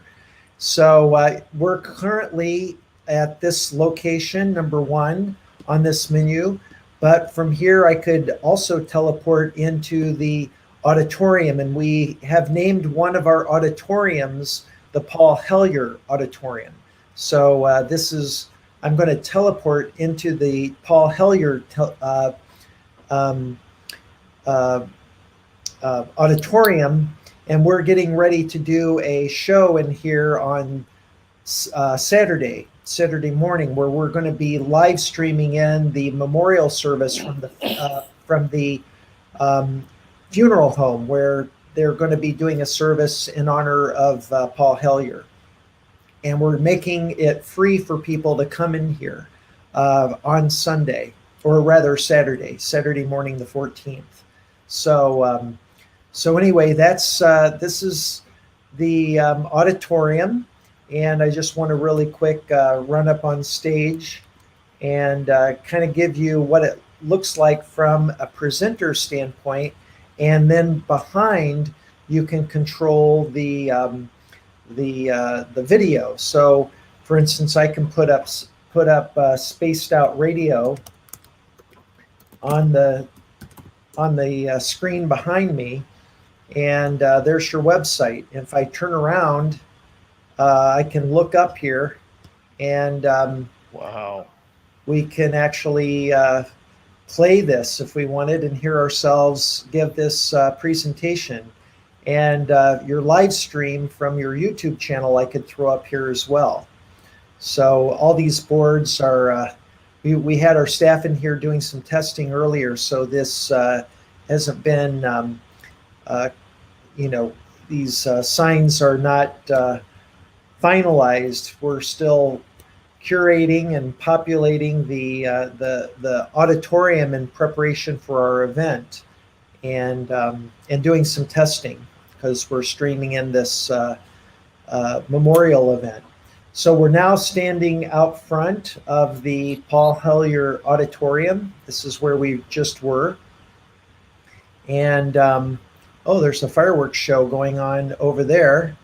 So the fireworks is something that we have going on periodically on a timer at night. That's pretty fun.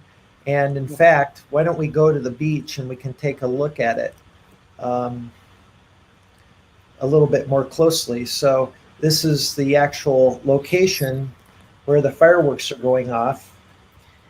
And so there's a lighthouse here, and once we get up to the top of the lighthouse, you'll get a somewhat of a bird's eye view of the entire campus. It's a beautiful scenic view from up here. So there's the campus itself, and that's featuring the two skyscrapers on the left.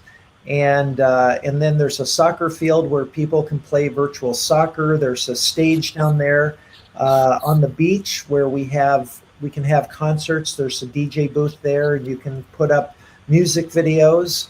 And the rest of the campus is right there over my head. And then this is just where, the fireworks are going off. So now from here, I can also teleport to other locations using this go-to menu. And one place I want to take you to is the Cyberspace Lounge. Now, this is interesting. We have two cyberspace lounges, and I've not seen the second one. We just added it today for spillover, because we're anticipating so many people that we're going to have 1,000 avatars in here, and it's going to get really crowded. So we have a second little gathering area where people can talk. And so here's somebody who's an attendee. He's bought a ticket. This is Ray Pedersen. Let's just say hi to Ray. Hi, Ray. Right. Or, hey, hi, Ray. Are you there? Okay, he's probably just parked his avatar here, but he's an attendee. He's bought a ticket, and so earlier in the evening at 6 p.m. we do a daily gather and greet, and we do various discussions, experiencer discussions, and help people just get oriented and familiar with their avatars. But these tables, as you can see, have these blue borders around them. And what these borders are allow you to do is to sit at a table and have a private conversation, and nobody outside of that blue ring can hear your conversation. And you likewise aren't going to be disturbed by conversations going on next to you. You know what? His balloon just... Hey, Roy, are you there? Yes, I'm here. Hey. I'm here. I lost you for a bit. Oh, no problem. I'm actually on a podcast right now with Spaced Out Radio. Dave Scott and Science Bob are interviewing me and Danny Sheehan right now. So I'm giving him a quick tour of this environment. Was today your first day here? Yes. I was there one day before, but I was having problems with my mic, and I couldn't do too much with it, and then I was delayed. I bought a new laptop and updated, and then the screen would go blank, and I have to wait until the battery run down and then back up again. But I'm really, really pleased to be here today. Well, Roy, your audio sounds fantastic. The bass response is incredible. And this is Science Bob, and I'm glad you made it in. Yeah. Well, I can't tell you how pleased I am to get in today. I've been looking forward to this ever since it was announced, and I'm tickled pink. All right. Well, I'm glad you're having a good experience, and we'll be having a lot more time together, and enjoy it. I'm going to continue doing the tour quickly around the campus. Have a great day. Yeah. Roy. Okay. I can eavesdrop. Can I listen to it? Well, I have to leave the lounge here. Okay, that's fine. Okay. But before we leave, Roy, you can go on YouTube and look for Spaced Out Radio and listen to the show. Oh, yeah. That's a good idea. Okay. Yeah, absolutely. Here's what I'll do, Roy. If you come out here to the screen, I'm going to go put the Spaced Out Radio on that main screen, and you can watch me as I give the tour for the rest of the evening here, real quick. Oh, that'd be great. All right. Mark, I'm going to send you for Roy. I'm going to send you the direct link on Facebook Messenger, so that way you can get it to him. Oh, okay, great. Well, he'll be able to watch it right up here. I can, so you can see. Let me copy this real quick, and then let me put it into. Well, I tell you what. Can you put it in the private chat here? The link to your Spaced Out Radio. Sure, we can. And then I'll grab it and drop it into the screen, and your viewers will be able to check it out. All right, so Control, copy link, and let's go back. Let's see, go back here, pull up, and now I can drop it right in here and hit enter. And let's go. Let's see here. This is the ad. We got to watch the YouTube ad or wait for it to time out here, and then I'll be able to skip the ad. This is just incredible. It's pretty good. I watched one of the earlier ones done with Richard Dolan had a show in this same theater some time back. It worked really well, and it appears there's quite a lot of improvements. Yeah. So here I'll go back on the main stage, and we'll be able to take a look at ourselves here. So there I am. Let's see here. It looks there is a little bit of a delay. It's about a 10-second delay on everything. Well, I've got to go back up on the stage real quick to turn it on. In fact, this is kind of a nice little test here. So for our radio audience that's listening in right now, we are literally going through an entire virtual building right now that makingcontact.com website has I watched built. the earlier ones done with Richard Dolan had a show in this same theater some time back. It worked really well, and it appears there's quite a lot of improvements. Yeah. So here I'll go back on the main stage, and we'll be able to take a. So now I'm teleporting to one of the skyscrapers, and in here we've got classrooms. Here it's actually mislabeled. So we're still developing this and relabeling, but this is one of our 8 classrooms in here that will actually become part of the new Paradigm Institute.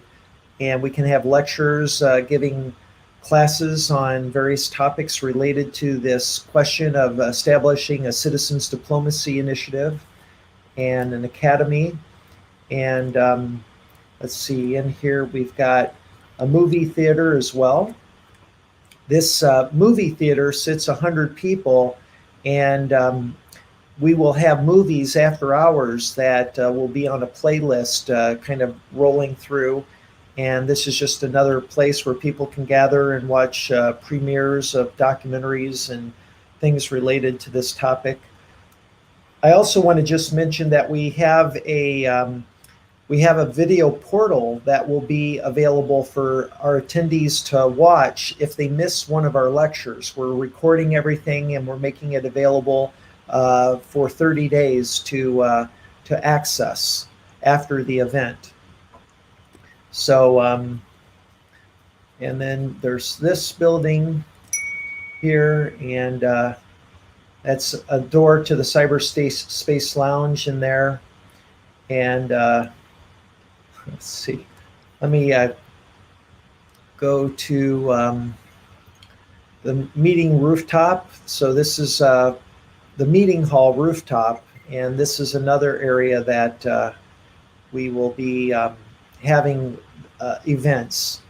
And this is a little video that Whitley Strieber did for us. He's going to be presenting. This little figure is owned by Mark Sims, a dear friend who's also been activated by a remarkable experience. We don't know its age, but it's a very valuable little figure. It cradles in its arms this man, a human being. Is this a soul carrying a man? And is the man moving through time while the soul gazes upward into a higher level of reality outside of time? If so, there's a lesson here, because in this little part, there is a triangle.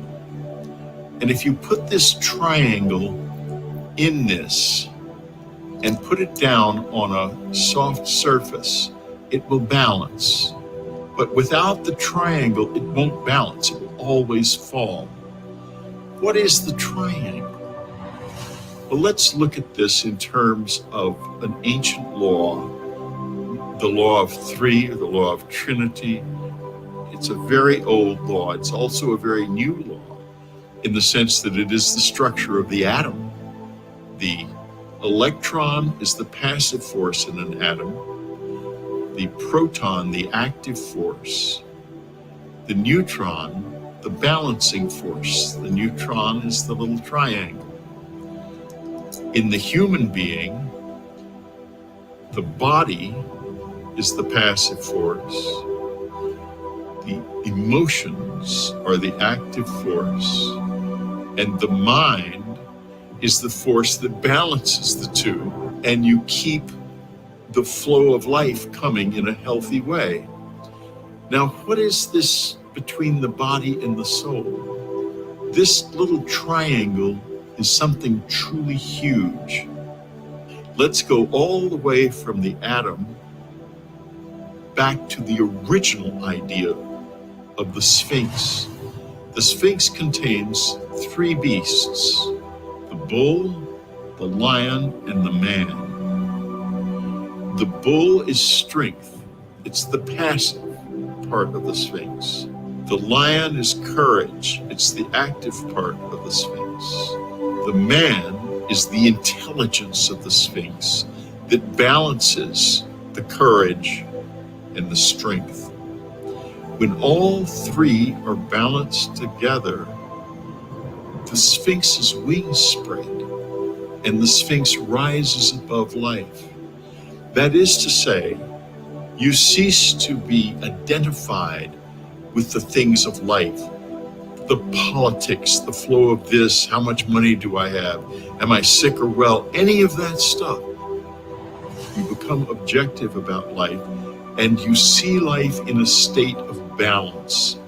The little triangle is that state of balance between the body moving through time and the soul gazing upward toward ascension.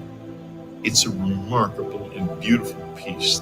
And whether it was made 6 months ago or 10,000 years ago doesn't really matter. It's a masterpiece.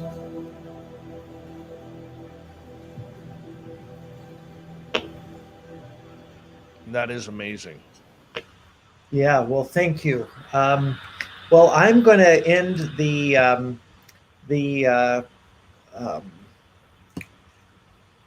the demo here, and I just want to show your viewers this remarkable piece that was featured in that video with Whitley Strieber. And this is part of a collection that I have of artifacts from central Mexico that I've collected over the last 7 years. Since my experience, I've been very fascinated with the Mesoamerican cultures, and especially those cultures that seem to have contact with extraterrestrial intelligence. And these are artifacts that are dug up from that area and have made their way into the United States to be shared. And these are becoming more and more known. And they tell a remarkable story about the interactions between the indigenous tribes from those areas thousands of years ago and seemingly an extraterrestrial race. And we'll be talking about that on the Making Contact campus as well. I'll be sharing my artifacts, and there's a network of people that have these amazing artifacts as well. And so that's something I'm looking forward to doing sometime. Very, very cool. We only got about 2 minutes, 2.5 minutes before we go to break. Guys, I'm going to throw a little bit of a controversial question out at you here, because over the last couple of weeks, you guys have been taking a lot of heat over the cost of this event and whether or not Lou Elizondo was being paid. For some reason, I guess a lot of people feel that a person's time isn't worth money. And I'm just wondering, have you followed that controversy that kind of broke out through Twitter and Facebook? No. I've never even heard of it. No, I haven't heard of it either. Is it that somebody even now that I've heard about it, I don't care about it. So I don't know I don't even know what it's about. I really don't care about. People should get a life. I don't know what they're arguing stuff costs about. money to put on. I don't even know what that's about. I mean, nobody's being paid, as far as I know, for coming. Everybody wants to be here. I mean, people have been calling us up and offering to be here. I'll be a speaker. No, we're calling the people and having just the people that all the people want to be here for free. No, I can see that, but I guess a lot of people, where the controversy kind of came in, was that, with Lou, I mean, Lou has many targets on his back, as you know, Danny. From a lot of different angles. And I think a lot of people at first like to jump to conclusions and say, well, why is he taking money from a UFO conference? What is he doing getting paid by a conference when he is supposed to be bringing out this information for the betterment of the public? Well, that's assuming whoever's saying that know what they're talking about, which they don't. So, I mean, anybody can make anything up, but I don't know. I could pretend I have diamonds in my teeth, but I don't. So he's not being paid. Nobody's being paid. Exactly. So they can just keep on going off into the ionosphere somewhere. But we're not worried about that. People are coming in to be here because they want to be here. They want to take advantage of this extraordinarily important forum. They've been attracted by the other people who've agreed to come and talk, and they want to be on the panel so they can have actual conversations about these important issues.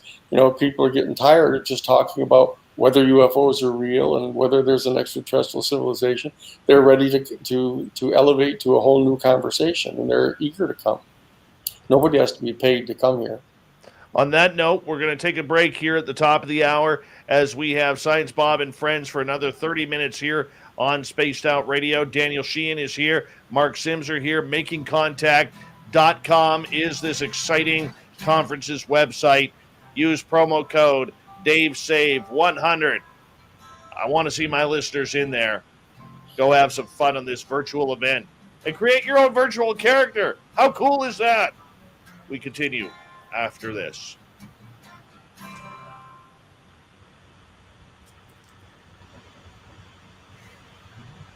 Well, there is a group on Twitter who believes that nobody should get paid for anything that they do. So, you can't believe how uninterested I am in that. You know, Yeah, really. you can't even begin to imagine how uninterested I am in the things that people make up. You know, I mean, tell them to go somewhere else. Who cares what people make up? I've been at this for 50 years, you know, and I've heard all kinds of, you know, cockamamie stories, and people make stuff up, and you can't even be bothered with it. You have to just keep on focusing on what's true and what you're getting done, and do it, and not worry about all these people twittering and twattering, whatever they're doing. You know? Mark, I want to ask you a question about that incredible website. I'm not a gamer by any means. My eyes don't let me, but I mean, the design of that website, I don't even want to know what it costs, but I mean, that is incredible. It's been incredible. Thank you. I've never seen anything like that, and that just takes everything to an entirely different level. Right. You know, we are going to be doing podcasts live from these auditoriums. We have 3 auditoriums now, and you saw we named one Jimmy Church.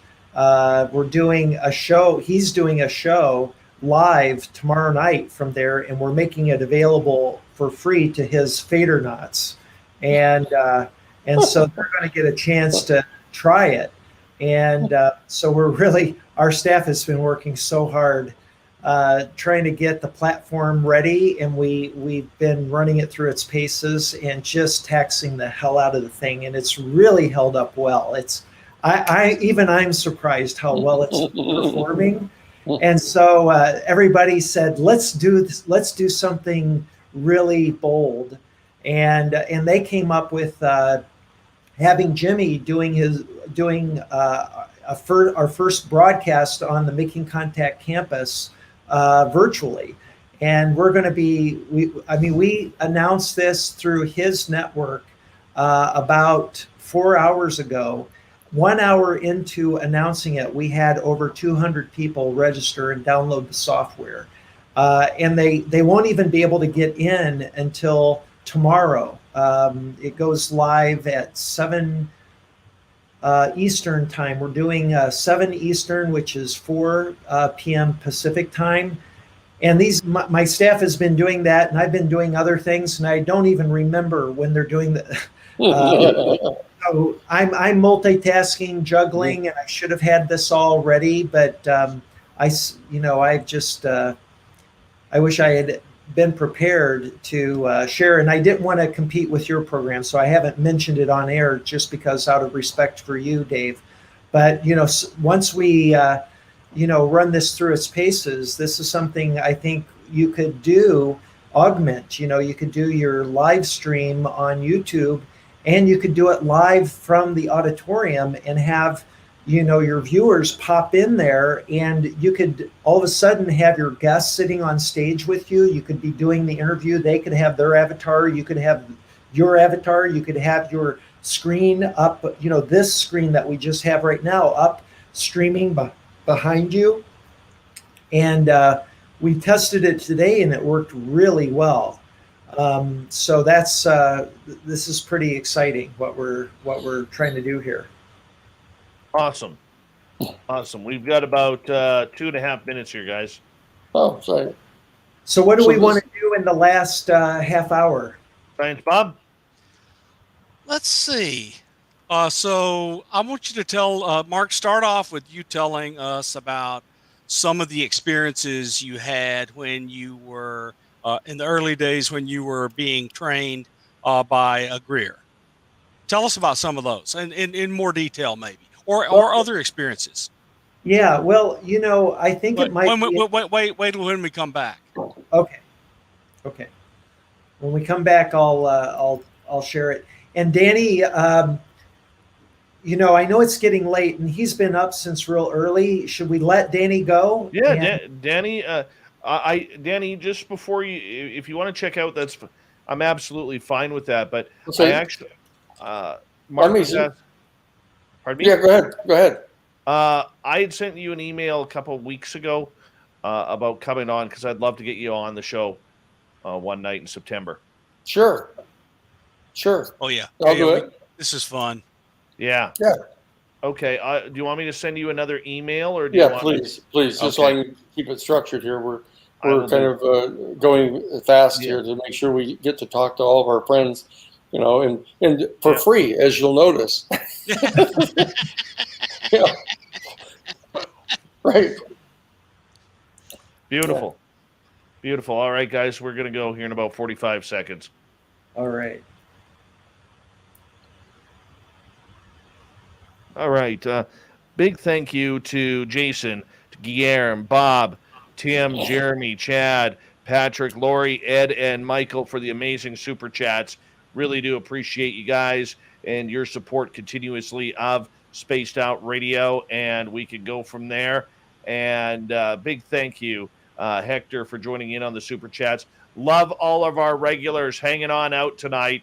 We really do appreciate each and every one of you coming on in once again and hanging out with us. We have so much fun here. We really do. And you guys make it just fantastic.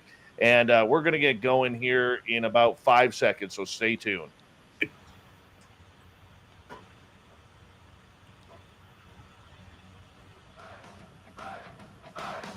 Would you like to connect with us? Head to spacedoutradio.com for all your latest show info. Now, back to Dave Scott and SOR. Here we go with the third and final hour of Spaced Out Radio tonight. My name is Dave Scott. Thank you so much for taking the time to join us. We really do appreciate earning your listening ears wherever you are on this beautiful planet we call Earth. Want to say hello to everyone listening in on our terrestrial affiliates around North America, digitally on TalkStream Live, Revolution Radio, and KPNL. All of our archives are free by going to youtube.com/Spaced Out Radio. Just do old Davey the favor, hit that subscribe button. The Desert Clam has set the password for tonight in the SOR Space Travelers Club. Wasserman. Wasserman is your password. Use it wisely, Space Travelers, as the Clam sets the password each and every night right here on Spaced Out Radio. Our website, spacedoutradio.com, where we have a plethora of features for you, including rocking out to Bumblefoot and reading up on Captain Shirk's SOR Newswire. Follow us on Twitter at Spaced Out Radio and on Instagram, Spaced Out Radio Show. For the final time tonight, we introduce Dr. Bob McGwier. We do Science Bob and Friends once a month, where we get to the who, what, where, when, why, and how. Stay away from the woo. Tonight, we're at makingcontact.com. We got Mark Sims. We have Daniel Sheehan, the legend himself. And we are talking about this great conference going on that's coming up in just a couple of weeks' time. Go to makingcontact.com. Use promo code DaveSave100 for your tickets. Bob, take it away. Yeah, Mark, I was just going to invite you to tell us about any more of the experiences you've had, maybe in the early days when you were trying to learn how to do CE5, something you might want to share. Yeah, well, I think it might be useful for people to hear and kind of see some pictures as I tell this story. Yeah. Oh, yeah, great. Let me do that. I'm going to share my screen again, and I have this presentation that's very useful for kind of illustrating where I was when this took place and where I had this face-to-face contact experience. So this is, part of this presentation. So it was back in 2012 that I flew from Detroit to San Diego. So it's important for people to remember that I was from Detroit, from the Midwest. I now live in California. I moved here 4 years ago now. And but when I came to California in 2012, it was to attend this 6-day event in Borrego Springs, California, that Dr. Greer had organized. And I stayed at a hotel called the Palms at Indian Head Hotel. And this is a picture of the hotel. And that is the room where I had my contact experience with Tejbar.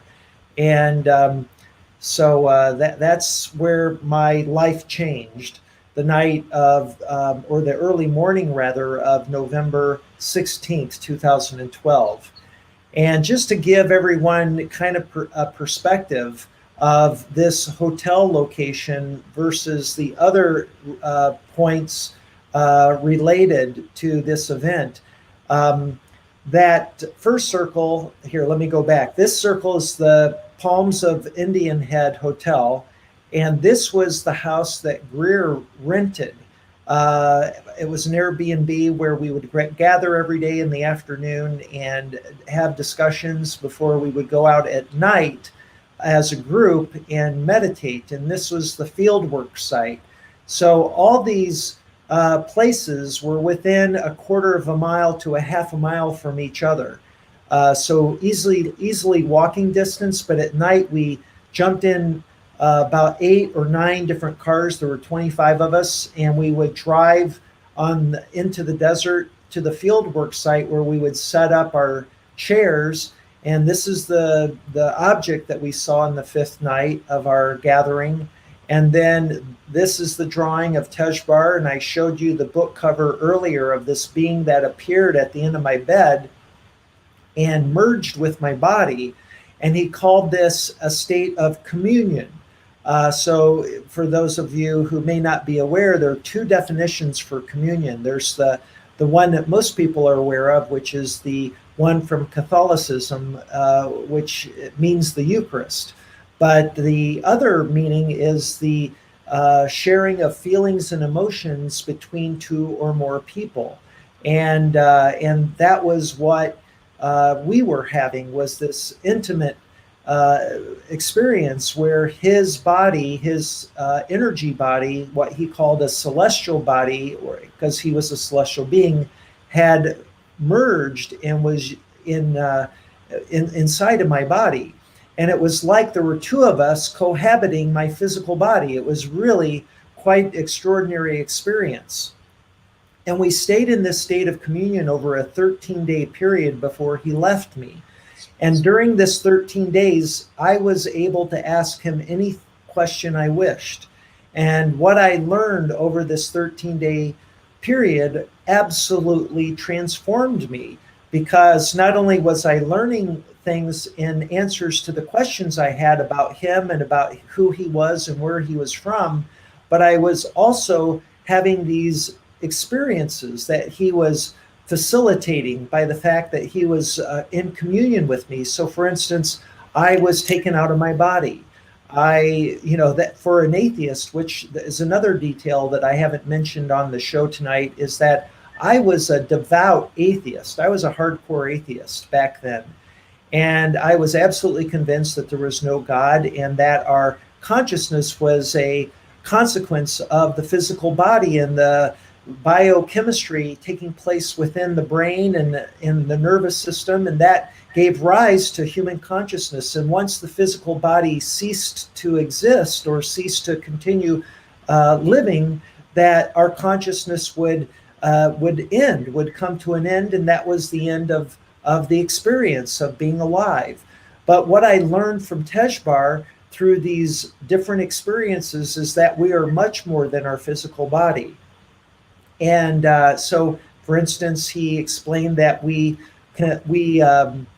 we die, that we are to be reincarnated, and we go through many, many lifetimes until we reach some level of what you might call a graduation or the ascension, and that there are these requirements associated with this ascension that are, if not met, mean that you're going to be reincarnated.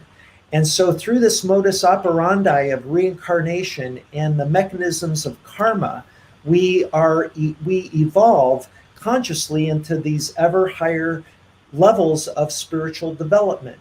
And it's only through mastering unconditional love, he claimed, that we ascend. And so I asked him, well, what is unconditional love by your definition, and how does one go about mastering it? And he said, that's for you to decide, or that's for you to learn on your own. So I gave a public talk on the 1-year anniversary of my meeting Tejbar in Borrego Springs, California. I went back a year later, and I invited some of my friends from Michigan, along with some of the people I had met at the Greer event a year before. And I gave my first public presentation of this experience I had and the learning of something called the Universal Consciousness Development Chart. And this was the result of this 13-day experience. This was really the magnus opus of this intense interview that I had with Tejbar. And what it ultimately shows is this progression of consciousness through these 15 stages, major stages, of which we are at an early stage, just the 5th stage of consciousness. And it also presents a model of how reality works and the many dimensions of reality, of which our 4-dimensional space-time experience is but a subset. And so here you have, in the yellow area, you have the 15 stages of conscious evolution of the individual, what begins in the animal kingdom in stage 1 in the lower left-hand corner. So if you see that picture of the fly, according to Tejbar, that's where this process begins in the animal kingdom, for individuated consciousness to begin its journey through these 15 stages. So stage 1 is the arthropods, the simplest life forms with a brain or the ganglions of neurons that are connected with synapses that make up the very simple brain that you would find in something like a fruit fly and other small arthropods. And after thousands upon thousands of lifetimes, he explained to me, this conscious being, this astral body that is the very infant insect in the stage 1 level, then advances to the 2nd stage, which is the animal families represented by amphibians, reptiles, and fish. And through thousands upon lifetimes there, the soul, the developing soul of that animal continues into stage 3, which is represented by birds and waterfowl. Stage 4 is mammals and marsupials, and stage 5 then is the human stage of consciousness. And he explained to me that the human consciousness, the human kingdom of consciousness must be first entered through the animal kingdom. And this is how this process, according to Tejbar, it begins, and how we get to the human stage, but that we have these additional stages that we go through. And so according to Tejbar, you have these 15 stages. Now, you'll notice that I have 3 rows identified here. With at the bottom, we have what's called the physical realm. This is the realm that we exist in, with the physical experience. Above that, you have the astral realm, and then the 3rd realm of creation that he explained to me is the celestial or etheric realm. And each one of these has a full complement of 5 dimensions of consciousness. Now, these are not to be confused with the stages themselves. For instance, he explained to me that the 5 dimensions of consciousness in the physical realm correlate directly with the 5 physical senses, but that we have these latent or dormant dimensions of consciousness, many of us, that are the higher dimensions of awareness or consciousness, like ESP, astral travel, remote viewing, telepathy. These are some of the higher dimensions of consciousness that many people of our human family have the ability to do, but most of us don't. And then on the green column are the dimensions of freedom. These are the 9 dimensions of freedom, 3 for each of these realms of creation. So we have in the physical realm the 3 spatial dimensions, but above that, as an astral being, you have the 3 physical spatial dimensions plus 3 astral dimensions of freedom. And so it's a 6-dimensional experience for a being at the astral level. and then a full complement of 9 dimensions of freedom at the celestial or etheric level. And then you have 2 dimensions of time. One is linear time and then imaginary time. And these are very different from one another. Linear time is the time that we experience in space-time in the physical realm, where time seems to go in one direction from the past into the future, where imaginary time is a dimension of time that Tejbar explained to me that we access and take for granted with our minds by, for instance, when we plan a objective or a goal that we set for ourselves in the future, we're literally imagining a goal. We're manifesting this mentally in our minds, and we set forth the plans and the milestones for achieving that goal. But this is all done in imaginary time, and is our brain that's the processor of these dimensions of time, and that we increase the likelihood of realizing the reality or manifesting that reality by focusing our attention and our energy towards that future goal. And it's, again, the imaginary timeline that does this. And likewise, we can use the imaginary timeline to retrieve memories out of what he called the Akashic record and pull them into our brain. And when we do that, we're traversing the imaginary timeline. We're going back in time and we're pulling a memory and we're recalling that memory. And if the memory is sufficiently strong enough and emotional enough, you can begin having those emotions again and reliving that experience if it's strong enough. And this is the point he was making to me, that these dimensions, even though they're not physical dimensions, are very, very much part of this extra dimensional or multi-dimensional aspect of reality. And if so that's kind of how this is organized. And if you add 15 plus 9 plus 1 plus 1, that adds up to 26. So while I was with Tejbar, one of the things he encouraged me to study, among others, was string theory, superstring theory in particular, which is a collection of 8 different string theories. And string theory, as many people know, I'm sure Science Bob is very familiar with, is an attempt by astrophysicists to develop a unified theory explaining the nature of reality from a purely mathematical perspective.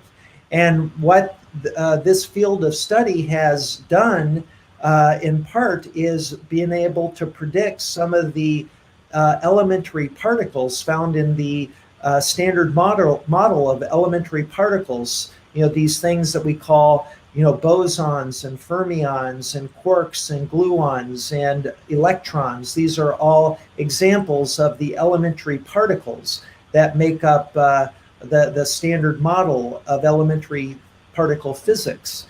And so string theory has made a lot of progress in approaching this. And what these 8 string theories have in common are 2 primary things. One, that when you continue to drill down and subdivide matter or energy into ever smaller units or packets of information or energy, you get to a point where you can't subdivide any further. And what you're left with is a one-dimensional string, not literally a one-dimensional string, but conceptually a one-dimensional string that has imbued in it an amplitude or a level of energy and a frequency. Think of it as a string vibrating on a violin or a guitar, and that it's a persistent vibrating string. And this manifests based on what its vibratorial rate is, and the energy imbued or amplitude of that vibration will determine what that string will manifest into in terms of one of the elementary particles. That's where these theories get their name, string theory.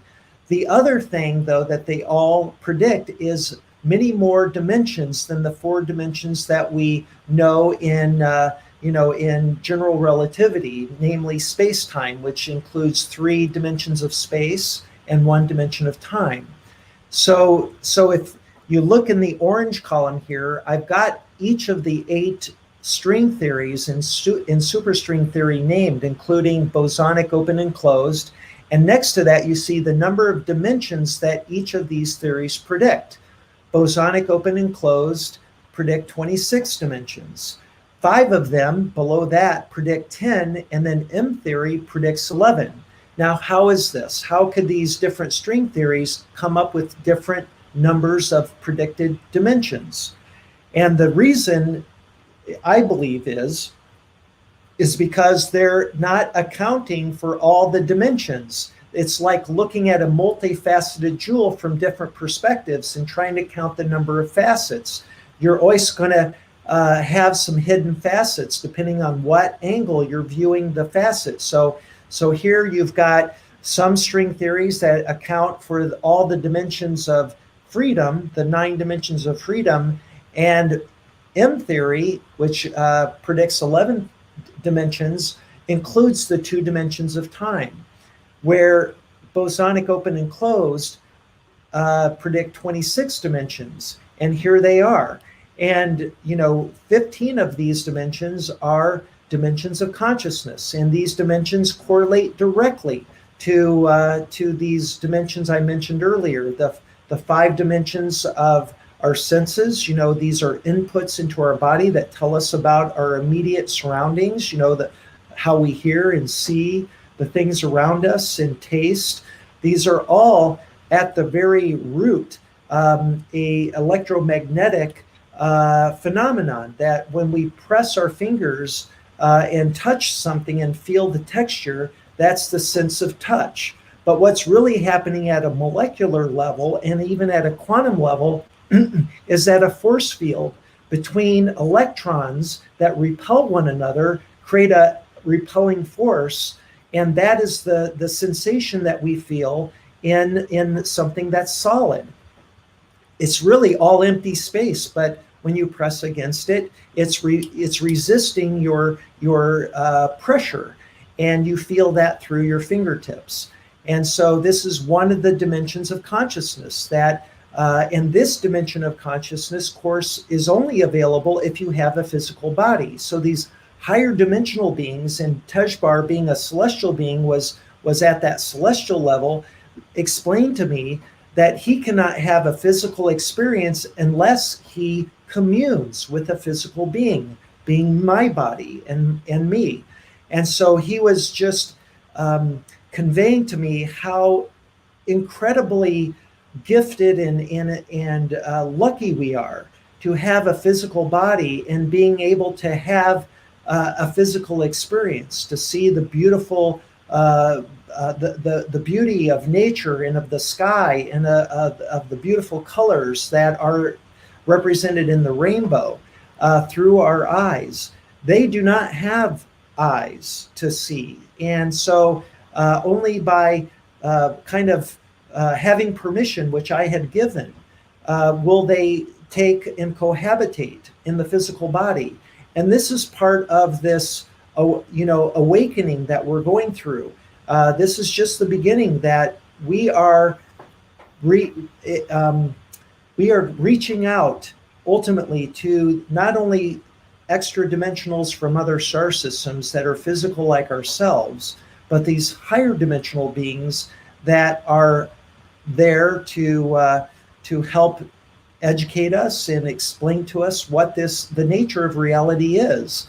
And so this is something I'm writing about in a book, Tejbar, and so this is something I hope to talk about. And well, we'll do it again on another night, Mark. We appreciate you bringing in, making contact with Danny Sheehan, Science Bob. Thank you so much for your time. We got the Unbiased UFO Report with John Hudson coming up next. The News Wire, the Thought of the Day. Stay tuned. Now we finish off hour 3 next. All right.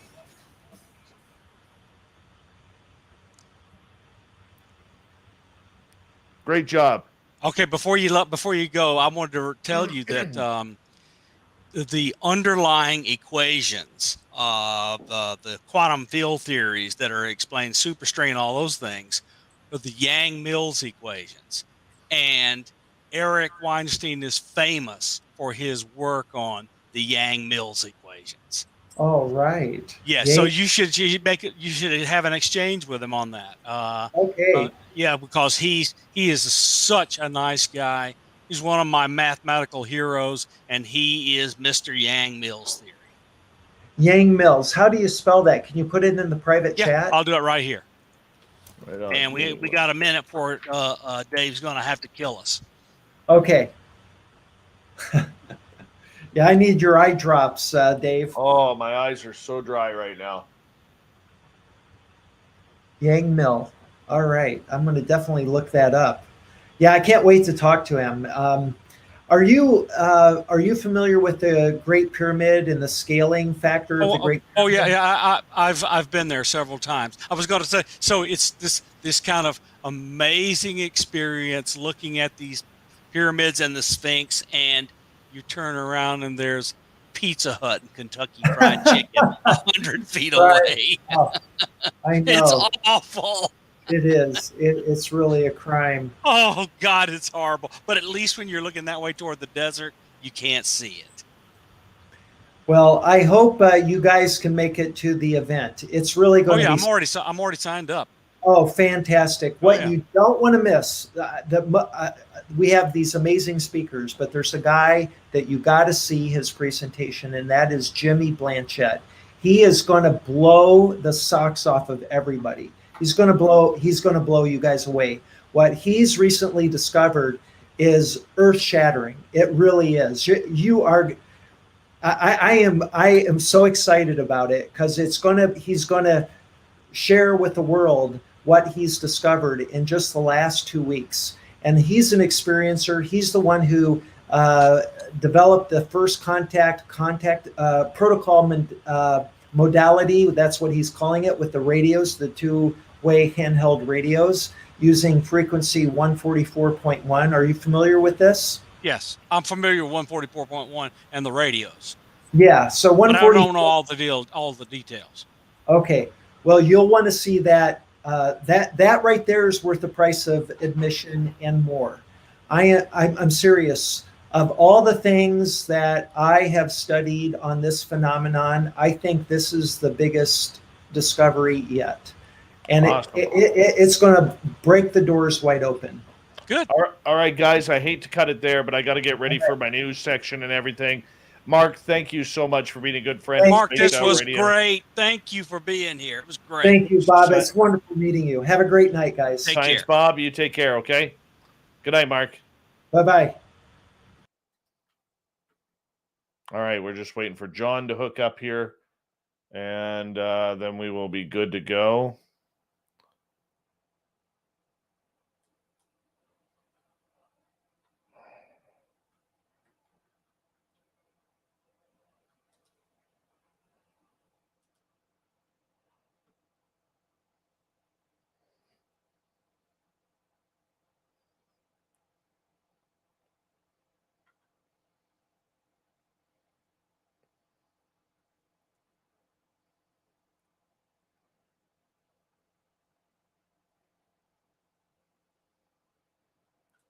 Hope John's not having some computer issues here.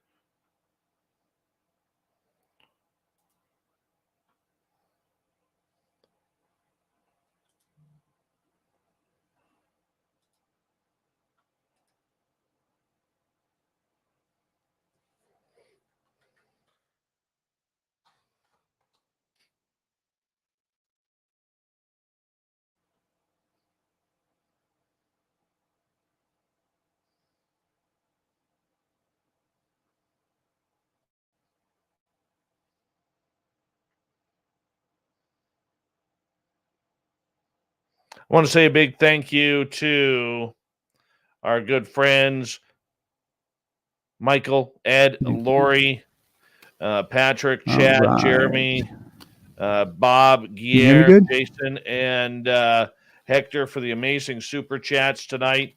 thank you so much for the support, the love, and we're going to get going here with John in about 20 seconds. What the hell, John? What the hell? Your hair in the Stetson looks beautiful tonight. Thank you, sir. All right, buddy. Here we go.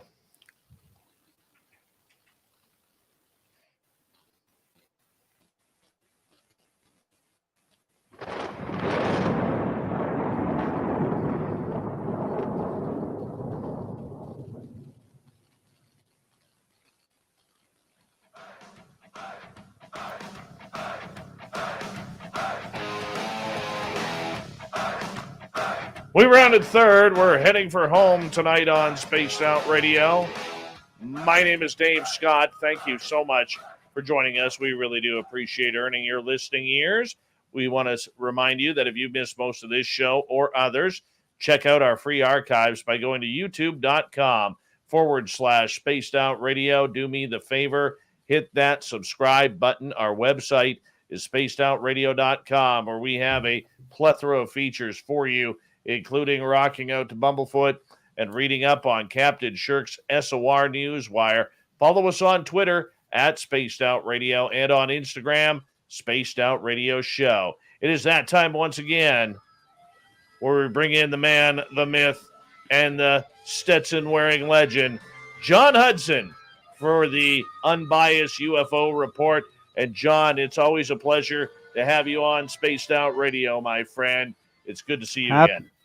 Happy to be here. Thank you much. It's must have been quite a kick to have Denny Sheehan on tonight, huh? Oh, yeah. It was great show. Fantastic show. A little bit different than what we're normally used to with Science Bob, but it was a great show indeed with Mark and Danny, and we love having them on this show. And let's get to it, right to it, my friend. Let's get right to it here. Why not? Ross Coulthard, who was a guest on this show a few weeks ago, 2 weeks ago, he's got an Australian UFO report out. Brand new production. I mean, I love him. Award-winning journalist. This guy is literally jumped feet first into the deep end of the UFO pool, man. You know, it's one of the things that keeps surprising me the most about being within this whole research community is that, you know, at time, every couple months, someone new seems to show up that honestly brings incredibly important, incredibly interesting perspectives and skill sets to all of us, and it's just fantastic. I mean, we're getting so many new people involved that are bringing so much to it, and Ross is a shining example of that. It's really amazing. But yeah, so this special is something he did for the Australian market. And, a couple people have been able to see it, through VPNs and so forth, but it wasn't officially available outside of the Australian market. And I was listening to a podcast he was on some months ago, and he was talking about the fact that they were trying to get it released to the world or at least to the U.S. market. And he encouraged all of us to start, emailing in the editor of the show to get it to happen. And boom, it happened. They live premiered it, I believe, 2 days ago. It's now up. I'll provide the link after the show. And it is, not to throw shade on any of our local TV folks that have braved the air to talk about UFOs and UAPs, but this one, in my personal opinion, puts the rest in their places. This is the exact kind of report I've been wanting to see for a long time. It's outstanding. It's just it's really good. Well, I can tell you the way the UFO community and many in there who are absolutely ripping apart J.J. Abrams' series on UFOs. I caught parts 3 and 4. I haven't watched part 1 and 2, where parts 3 and 4 were supposed to be the real kick to the teeth of the UFO community. And the experiencers in number 4, I'll tell you, I just kind of shake my head and hope that there's something better out there. What are you hearing on the street from people about this? Well, I think initially everyone was reacting over what to do about the content. what, how to process the photos and the audio. Some of it had been previously debunked by some parties, not by others. Some of it appeared to be new, but very suspect. Everyone wanted to trust, but it's very difficult. We're a very discerning community. So that's how it started. Now, ever since episode 3 has been seen by people, the tone is changing. And now it's honestly, what I'm starting to get the sense of from people is that it almost feels like a bait and switch. Like somehow this was advertised as a oh my gosh, J.J. Abrams is finally going to help us out and do something significant, and instead, the football got yanked out from under us again. And I was personally, one of the reasons I was staying a little quiet is I was really hoping that this was a setup, that episode 3 did that, because he was planning on coming back in episode 4 and really basically, doing something significant and really kind of laying down the truth. But and I haven't had a chance to see episode 4 yet. I'm a little behind, but my understanding is that is not what happened. And no, I'm really disappointed. I'll tell you who I'm real disappointed in is I'm disappointed in the casting. They have some great heavyweights in there, like George Knapp, Leslie Kean, Ralph Blumenthal, Kevin Day. Then they have James Carrion, who's formerly of MUFON. This is a gentleman who, if you look at he quit MUFON when Robert Bigelow bought in. And the John Carpenter affair happened, where Carpenter was being paid $100 a case to give private information to Bigelow. All right, so Carrion did the right thing; he quit. But I mean, his holier than thou attitude on the show about credibility of witnesses, about credibility of what they are experiencing can't be true.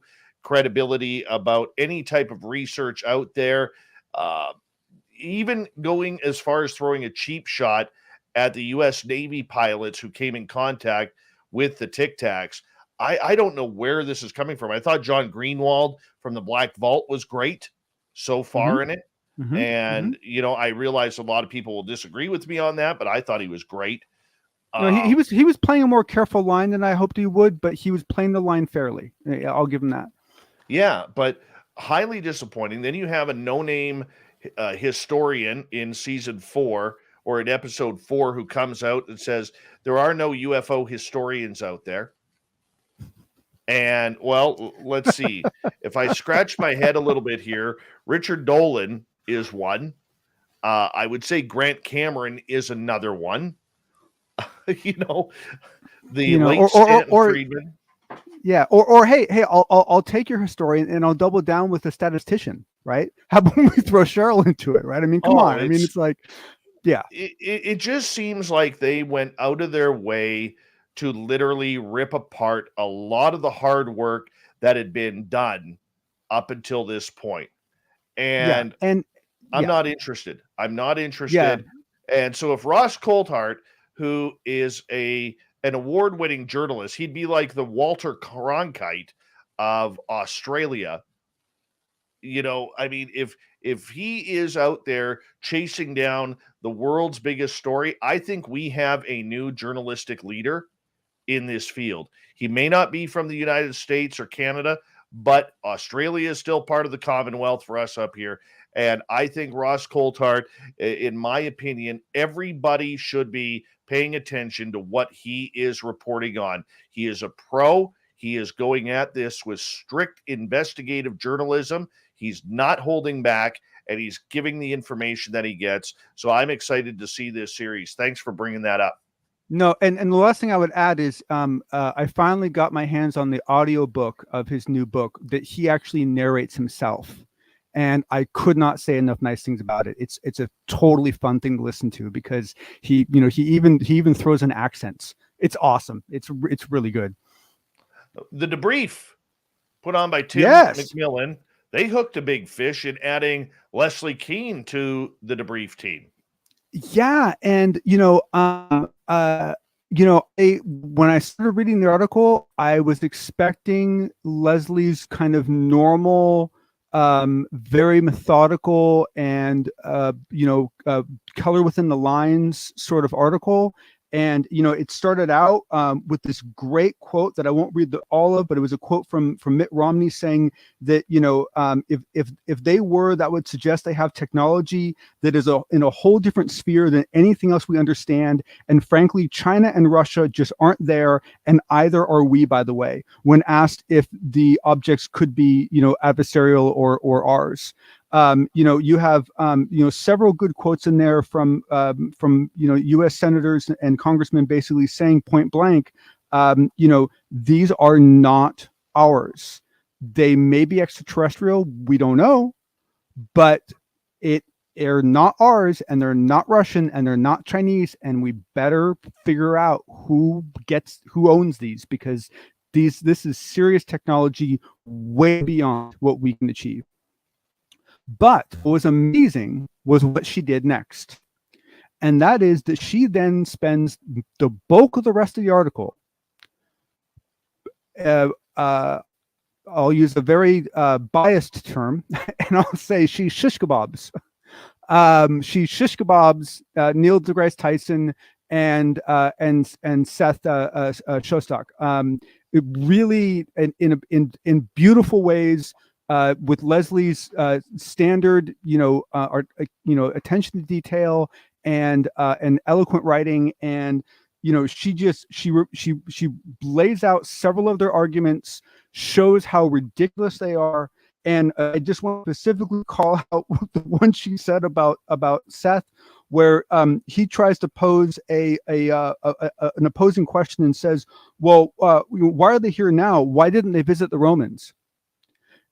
As if that's a question that the fact that the scientists would ask that is just horrifies me. I mean, it's like, that is like the most, like, no one can answer that. Like, it's the most ridiculous question. And to pose that in this debate just shows that you're trying to make mud, And well, then I guess, sorry for cutting you off.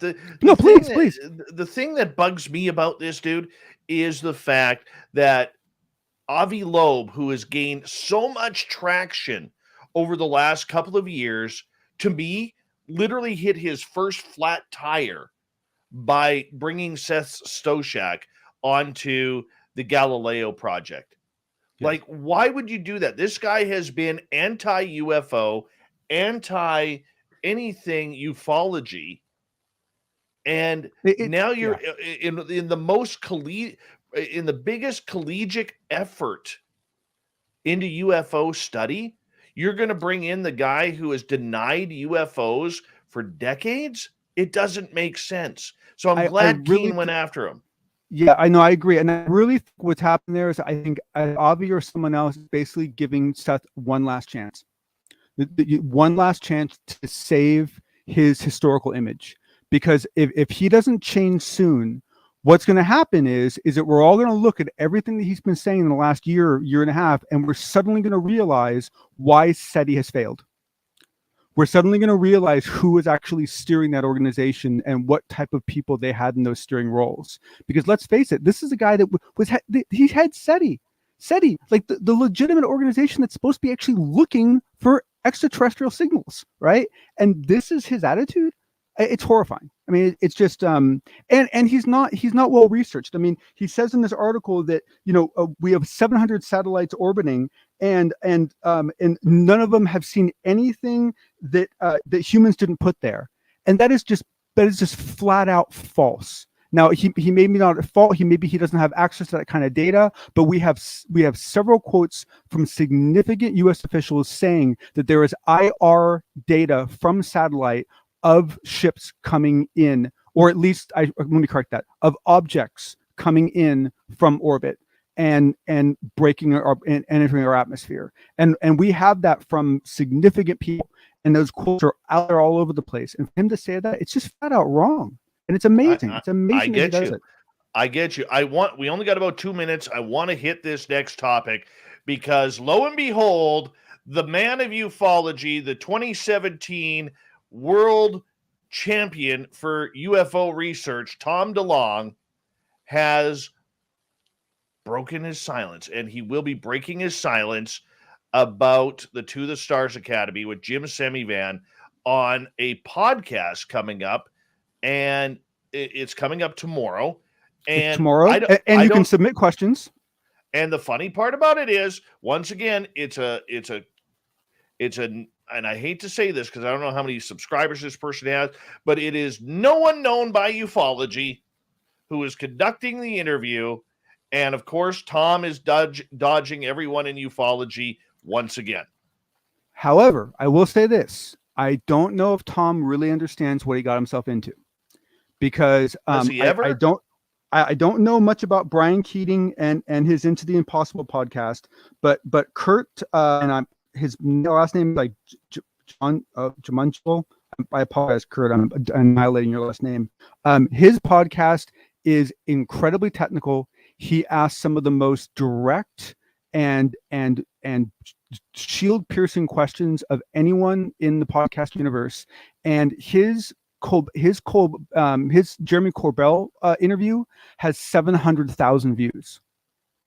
Incredible. I mean, this guy pulls in. He did an interview with Noam Chomsky, but they got 1.2 million views, and he's only been doing this for a year. Thanks, bud. It's going to be good. Everyone post questions. This is your chance. Ask Tom what you want to know. Well, Tom, what's it like to have the three superstars on your team walk away from you? What happened? He's dodging everything. He is dodging everything, you know, and it's going to be interesting to see the role Jim Simivan plays tomorrow as well. You know, is he there? Is he there as an equal partner, or is he there to keep Tom from, stepping on landmines? Well, we'll soon see. We'll soon Yes, see. We'll get your report in just a couple of days' time. John, thank you so much for coming on the SOR Unbiased UFO Report, and we'll see you next time, buddy. Have a good evening, sir. Thank you much.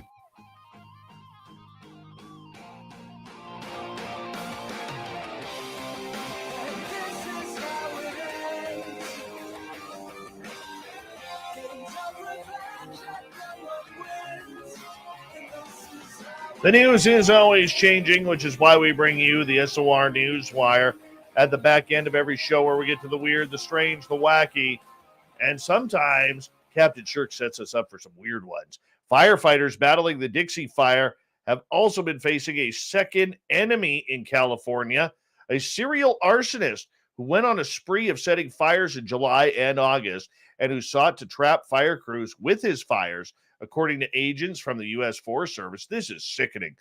And the guy is a former college professor. Gary Maynard is his name. He's the suspect, citing their tracking of his movements and other evidence. Where Maynard went, fires started, not just once, but over and over again. The government said in a court memorandum arguing for Maynard to be denied bail. A judge agreed to that request during a brief hearing Wednesday, saying there are no conditions or combination of conditions that would provide the necessary level of safety to this community should the defendant be released. What an idiot. Absolute moron. A crew assisting with the demolition of a 115-year-old Seattle church for affordable housing, which is going to be going up. Well, they found a time capsule unknown to the people who were in the church previous.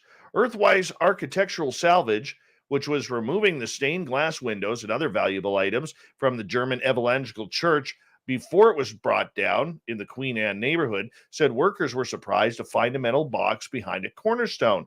The building was constructed in 1906, served as a church until the 1960s. In the 70s, the building was renovated and used as a counseling center. Aaron Blanchard, the director of operations at Earthwise, said it's rare to be surprised by a time capsule discovery, as such things are normally well documented with instructions to be opened in 100 years. This church situation is unique, usually because the time capsules are tracked and archived. Well, what's in it? What's in it? Oh, yeah, here it is. Inside, they found German language literature, publications like the Evangelical Messenger, newspapers from Ohio with articles about the Evangelical Association, a bishop's handwritten letter detailing the founding of the church, and a booklet of the group's financial information. Here's a weird one. Animal rescuers called to a Singapore home in which a woman thought she heard a cobra hissing in her house but it ended up being a malfunctioning electrical toothbrush. Yeah, the resident Sheehan sent a team into her bedroom, couldn't find the noise until they heard it. Thought it was a black spitting cobra, one of the venomous kind. Aren't all cobras venomous? Yep. They searched the home for nearly an hour before Mohammed Safari bin Mansour discovered the source of the hissing, an Oral-B electric toothbrush. Go figure.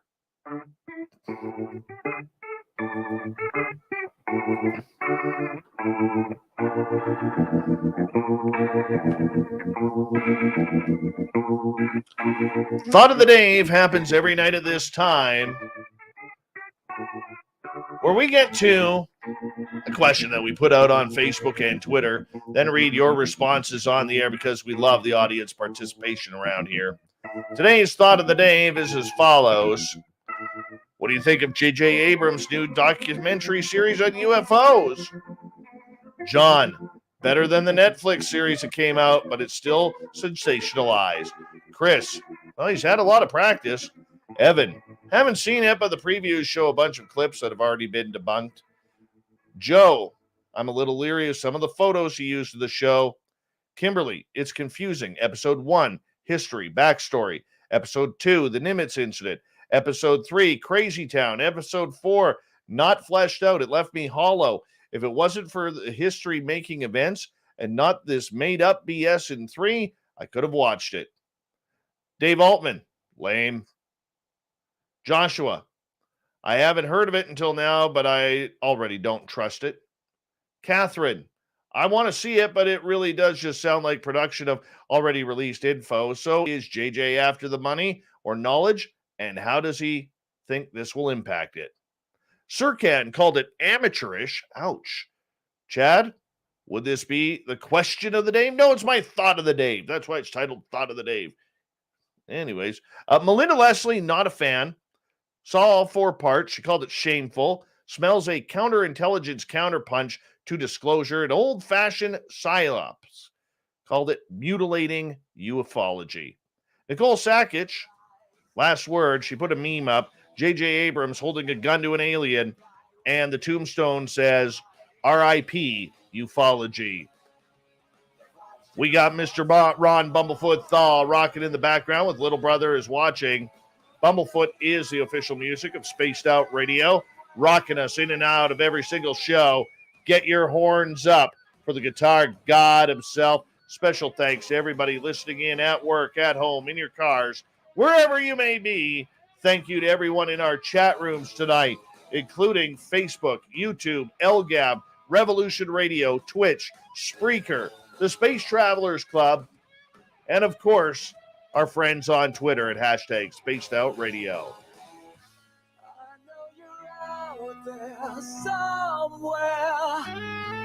Remember, this show is copyright by Spaced Out Radio and SOR Media Ventures Limited. Thank you so much for choosing to share your evening with us, because together, my friends, we own the night. Mr. Bumblefoot, we need a favor. We need you to take us home.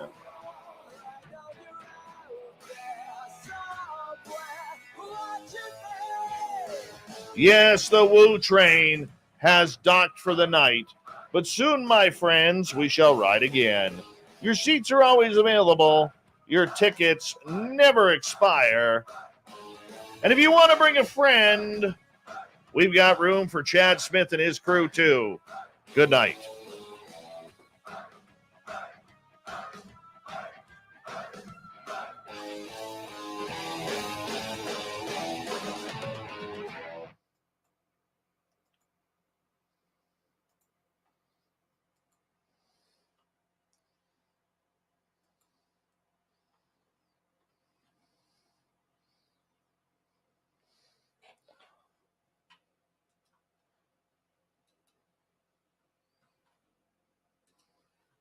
Give me 2 seconds here.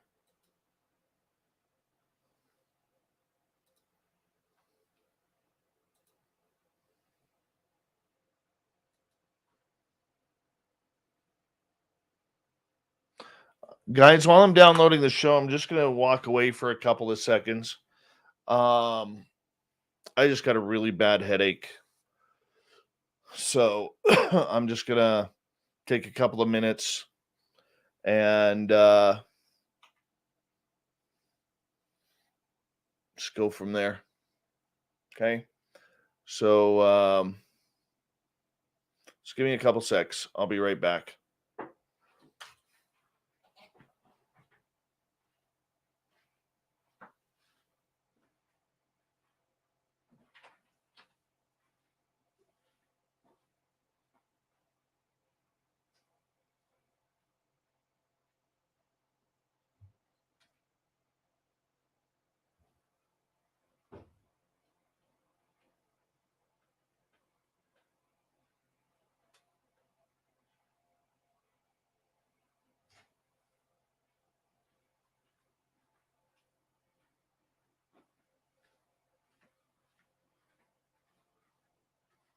Give me a sec here.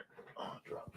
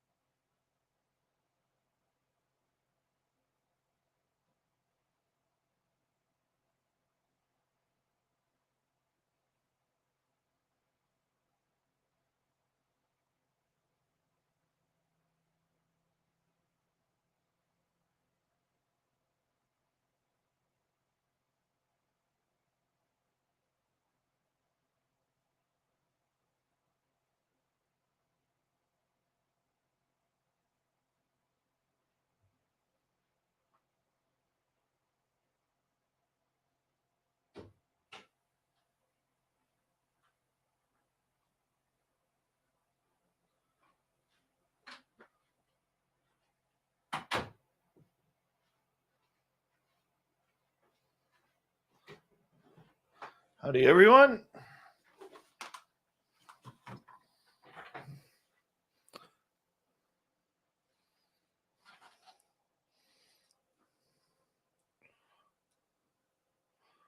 Hold on, I got a message from Captain Shirk. What were you taking hits of during the show? I'm trying to cut down on my cigarette smoking, so I've that way I don't leave my office when I take my dogs out. So I got a vape. Okay, now we can continue here. Bobby Chizzy, what's going on?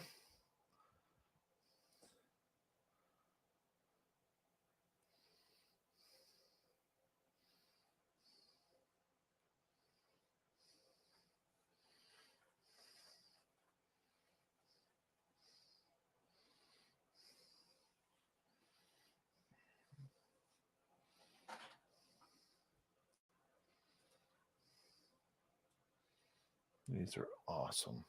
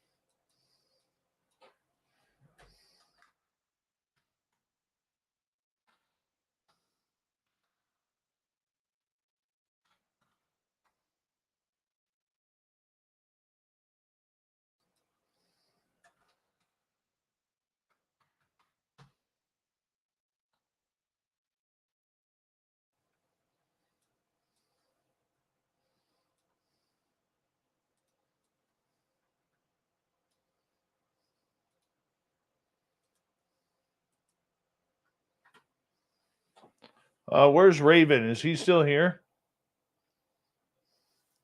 I don't want him thinking that I'm pissed, because I'm totally not.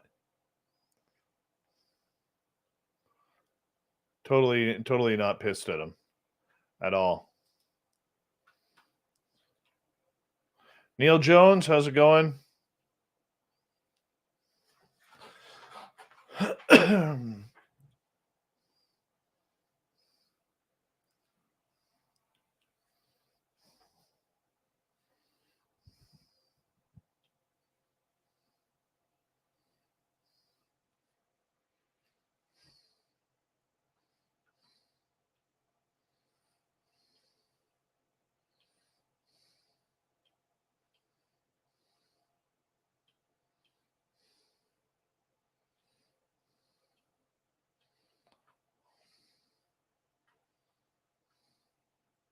Tracy Benna, welcome.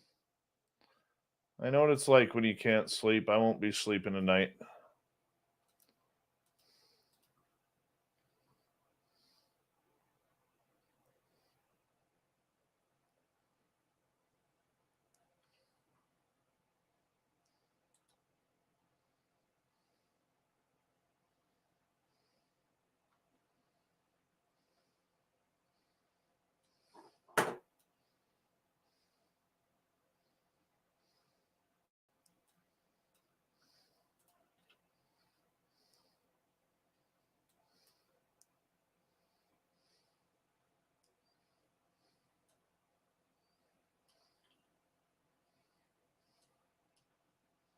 There we go.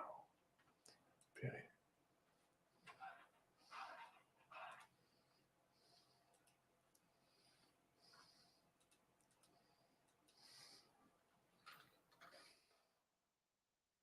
Night, Ozzy Ange.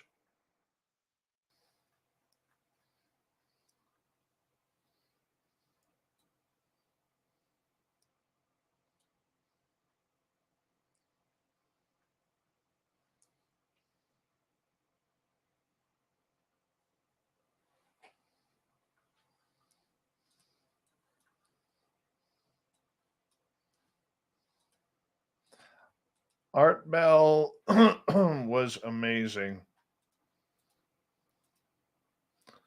And He always brought on the crazies because the crazies brought ratings. What he didn't do was allow people to overstep their boundaries on his show. That's what got them banned.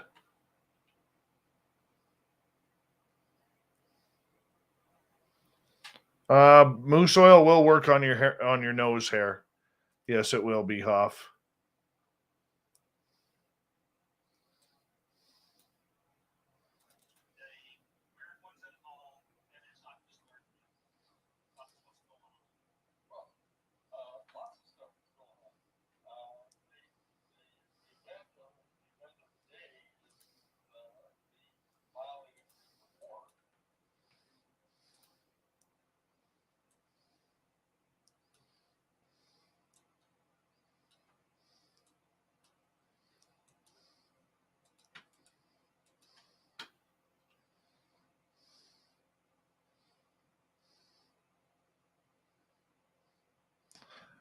Adam, yes, I did. The good old days. I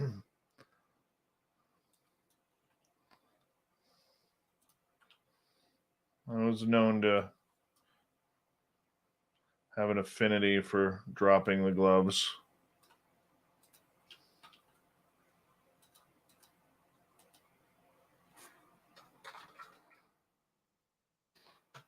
There's nothing more enjoyable in life. One of the greatest feelings I ever had in life was, for those who played hockey, you'll understand. But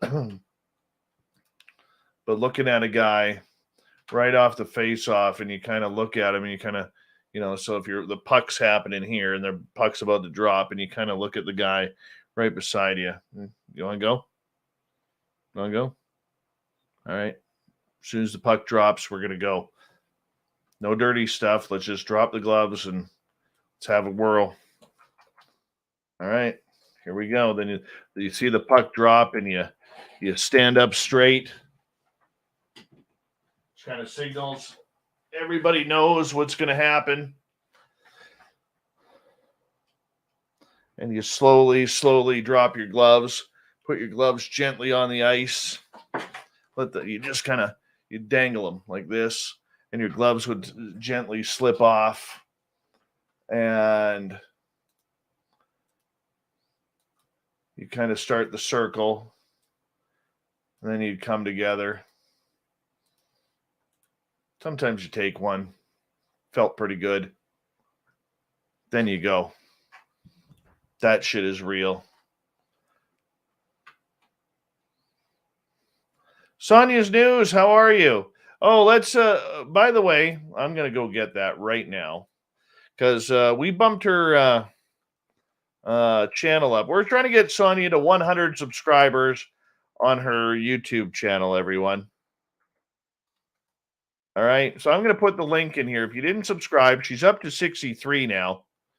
Okay, if you didn't subscribe yesterday, do me a favor and subscribe to Sonia's News because she's awesome.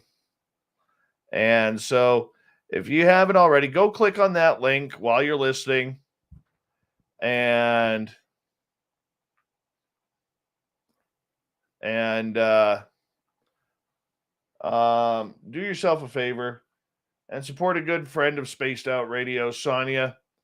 And we'd appreciate that. I want to try and get her to 100. Let's get her to 100 tonight, if not close to it.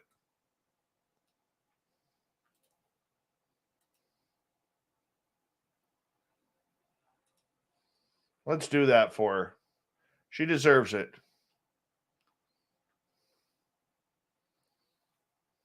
Let's bring some good energy here, man. I need some good positive energy right now.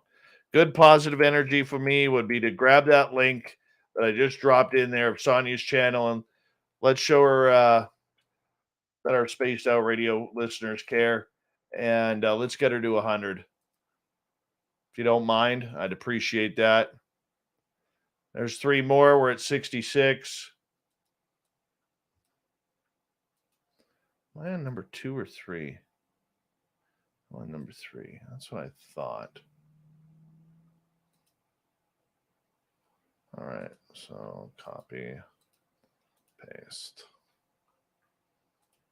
Give me 2 seconds here.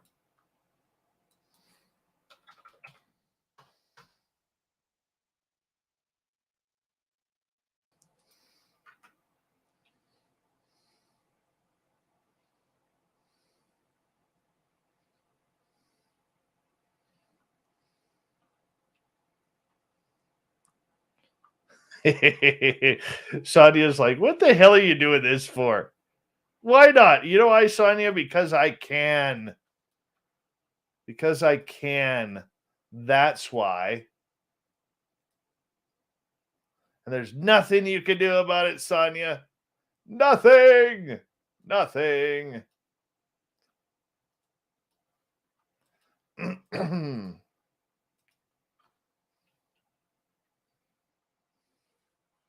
What are we at now?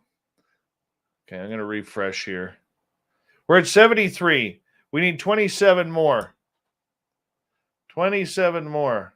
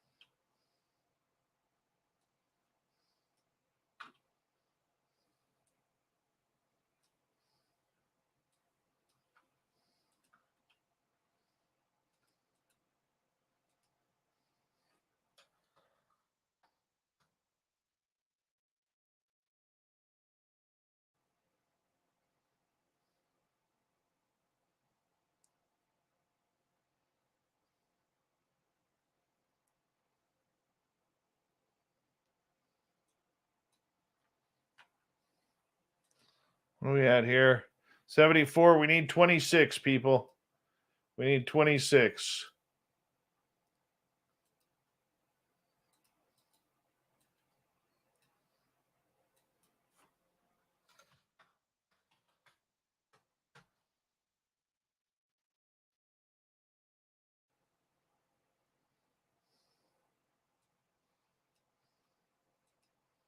Let's get the beautiful lady to 100.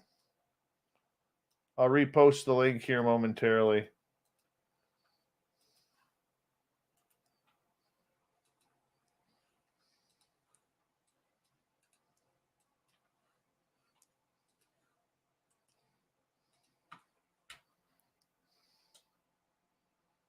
Oh, I accidentally hit the period on that one. Hold on. There we go. Let's get the lady to 100.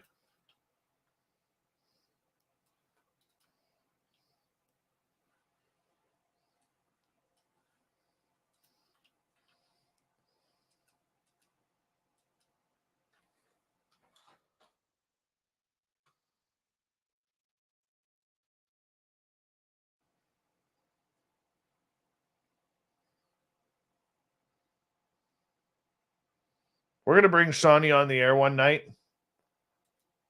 And we're going to get her to speak.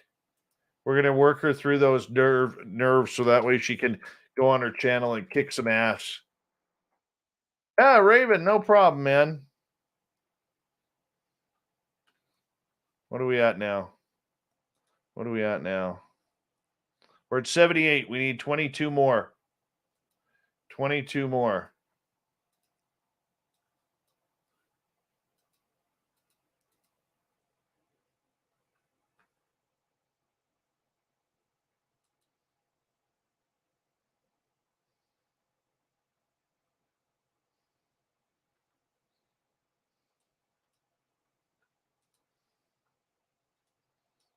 Guys, let's get over the conference fee.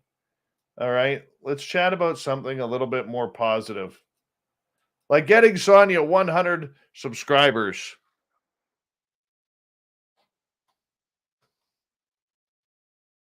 Tino, thank you.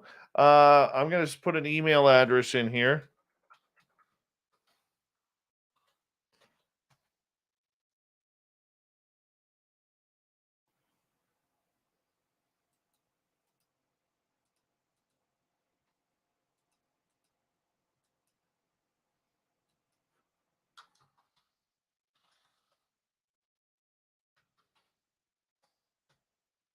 Hi, Ethereal Aura.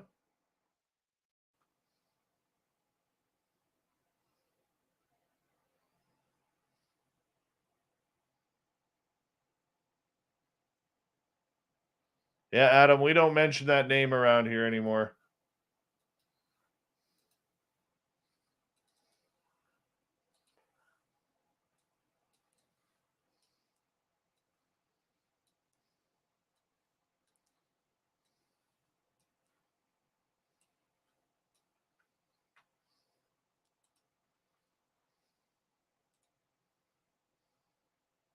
What would I do if I won the 649? There's a building in town here that has an old church that apparently has an old radio station in it. I would build that as SOR headquarters. And then what I would do is after I build the studio, I would put a tattoo shop in there and make it just a real funky hangout place. I'd put a like a late night place with music, and people wanted to come hang out. They could buy some drinks. I'd have a bar license in there. That's my dream. Just to have an SOR bar.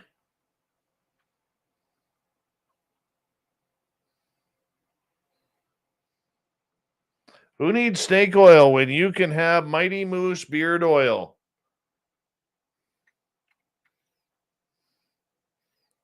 MightyMooseBeard.com. Yeah, this church is apparently haunted.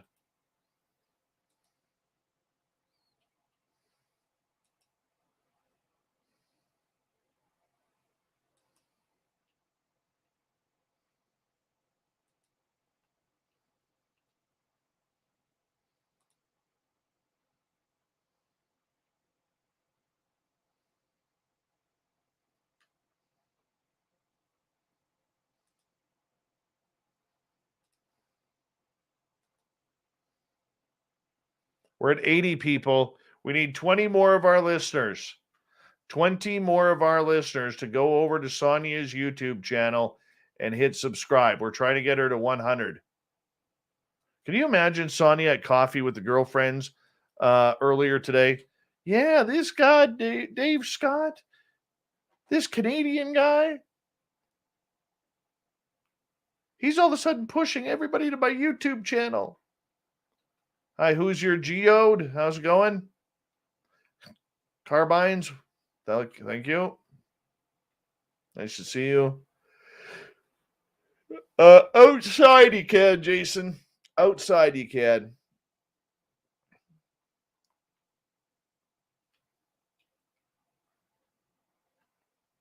Oh, damn it. I got a moth in here. I hate moths.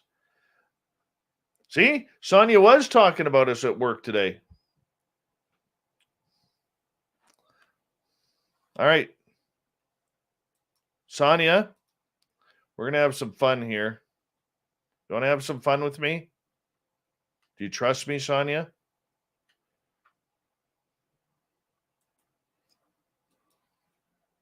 Sonia, do you trust me? All right, Sonia, if you're not in bed, click on that link and come join me right now. Let's shoot the shit. Let's have a good time.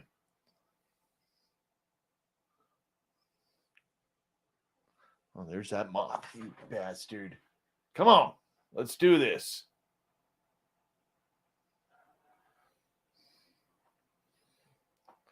Question is, will Sonia do it? It's like the Jeopardy music is waiting.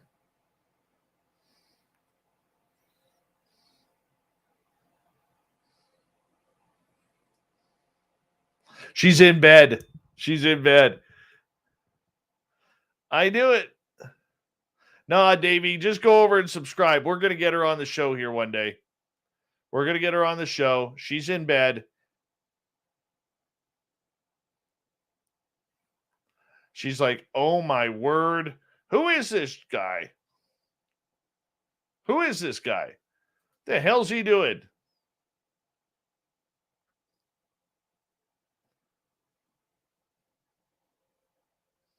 There's that moth. Come on. Tease me again. You jerk. I know where you are right now. I can see you, you dirty bastard. Got nothing to throw at you.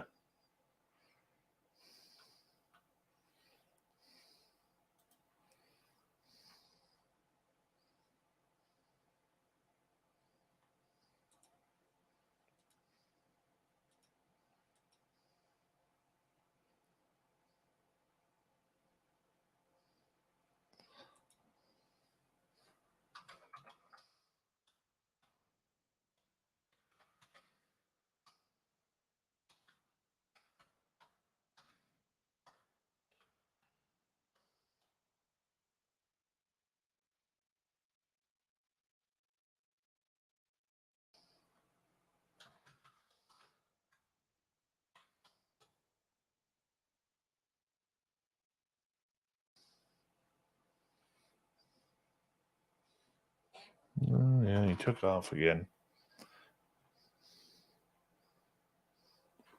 Got him! Got him! I told you I would get you, you stupid idiot. I told you I'd get you. Huh? Told you I'd get him. Right there. Your mother's got a wooden leg with a kickstand, and you're now dead. Go have some spider food now, jerk. Guess I should put this guitar up since.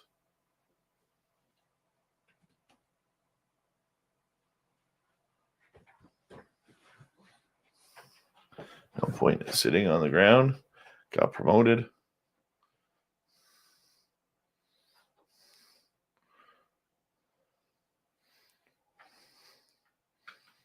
Love that line. Remember Eddie Murphy and Delirious? Your mother's got a wooden leg with a kickstand. I've never forgot that. Yes, I'm wearing my pajama bottoms. No, I'm in my pajama bottoms tonight.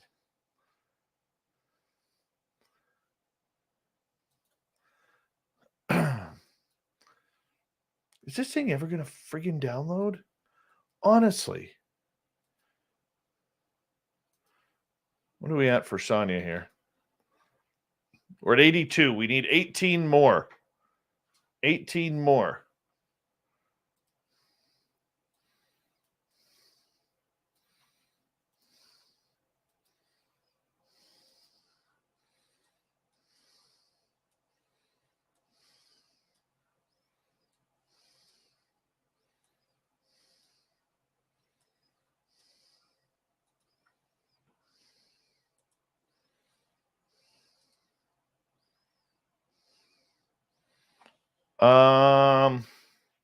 I just remember it flying back.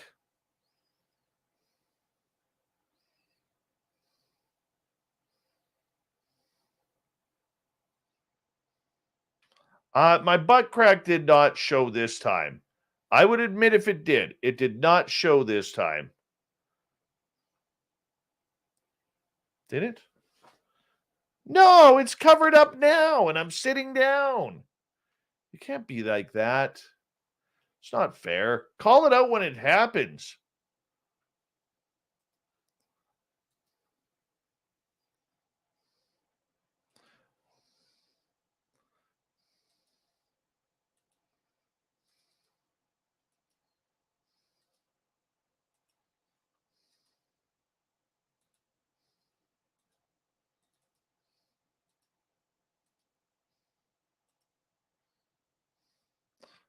Damn it, I closed that window way too soon. I got moth dust all over my screen.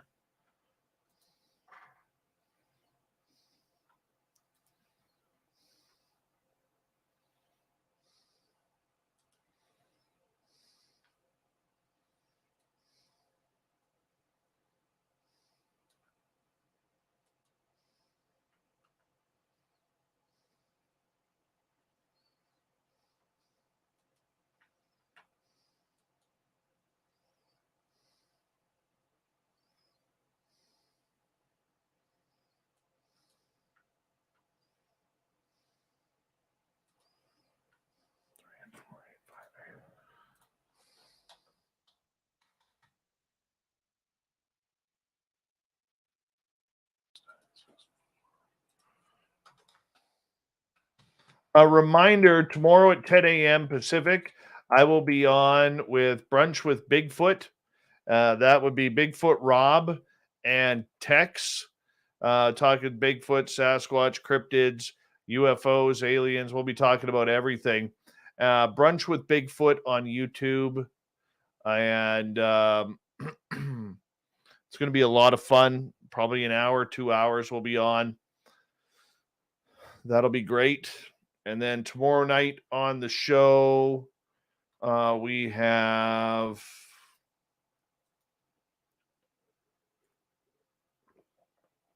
Steve Stockton coming on, talking monsters, cryptids, and missing people. It's going to be a great, great show. Yeah, 10 o'clock tomorrow morning. That would be 1 p.m. Eastern, noon Central, 11 Mountain.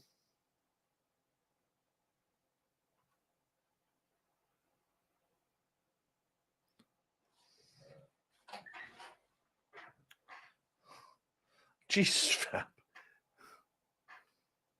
NTR Blues, how you doing, man?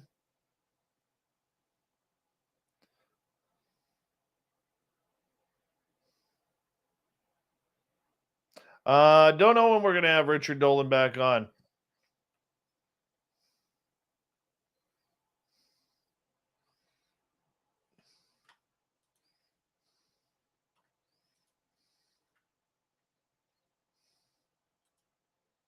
I have no idea.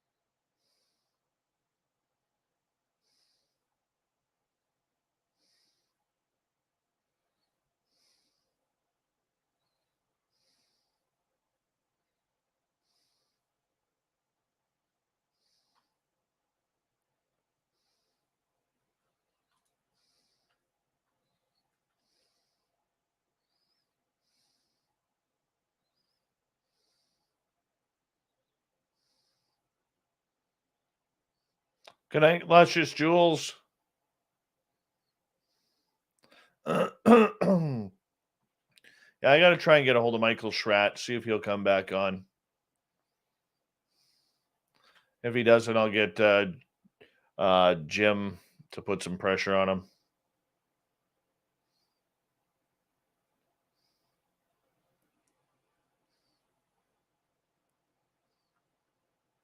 Hello, Space Cadet Lottie. How are you, beautiful? Good morning to you. How's that side of the Commonwealth?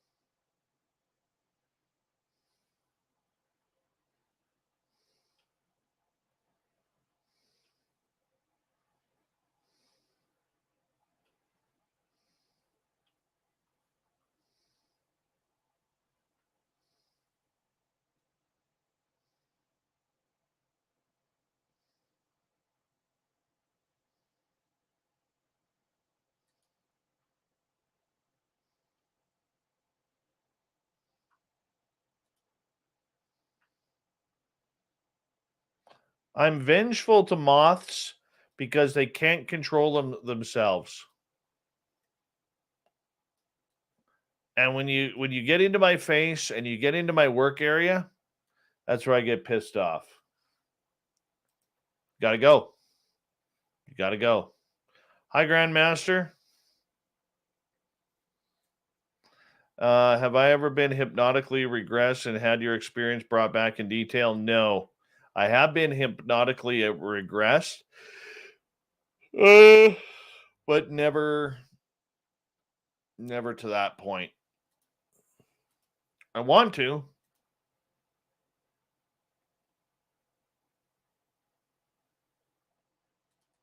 Maybe one day. I got the lady to do it. I think she wants to do it.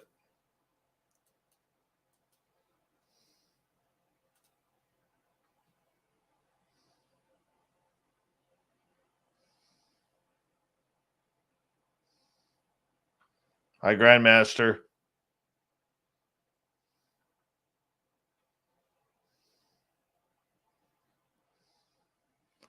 No, I think looking at the schedule here, I think I'm going to take a break from some of the bigger names in ufology here soon. I'm going to take a break.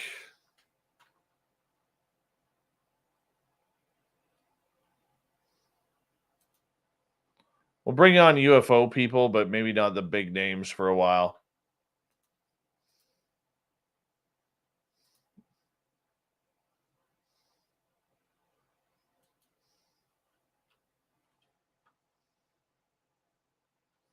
What's Sonia's channel up to now? We're up to 82 still. Sonia will try again tomorrow night.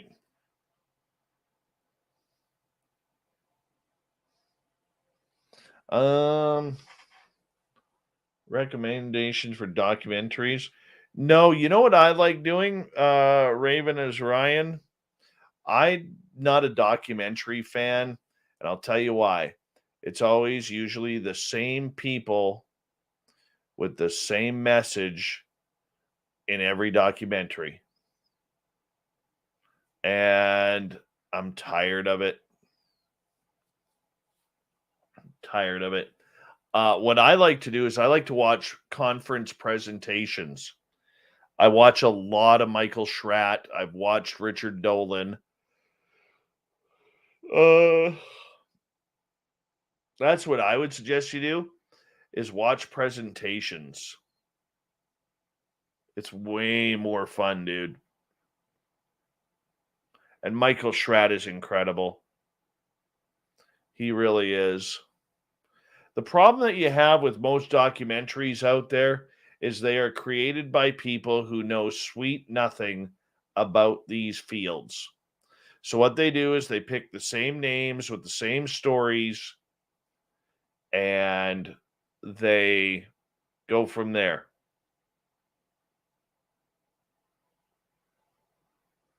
Right? Yeah, I'm looking forward to Swamp Dweller on Friday night too. That's going to be fun.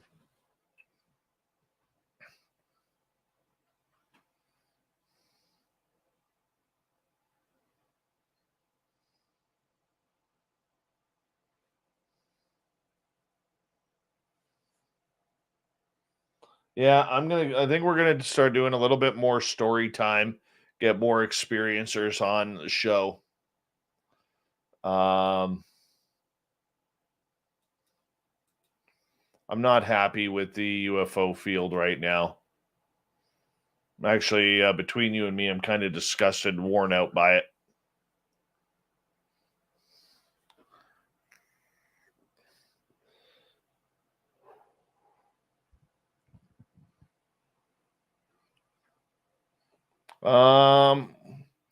We've already done one flat earther this year. We'll do one later on in the year. Usually do 2 a year, and that's about as much bitching as I can hear from people.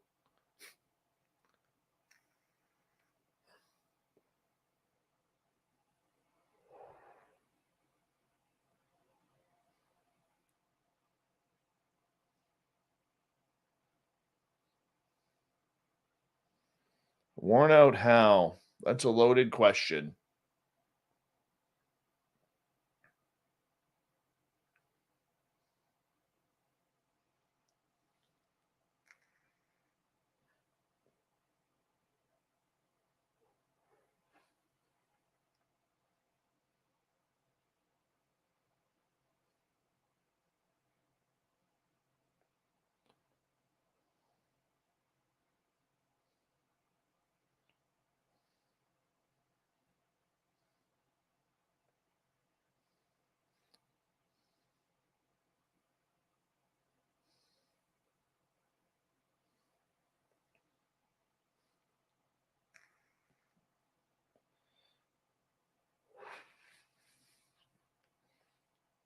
I'm still debating whether I should answer that or not.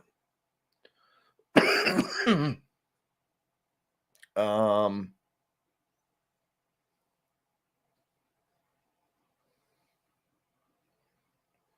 night, Chad Smith. No, I don't think I'm going to answer that.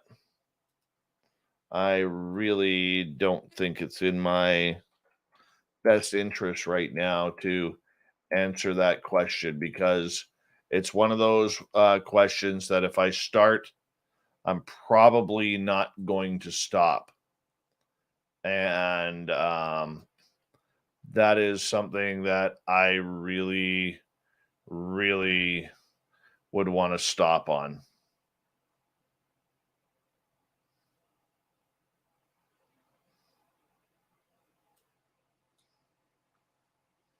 And I don't think I could. Oh, there's a lot of people who would enjoy hearing my answer. Okay. But if you're in my position, it's not a good thing.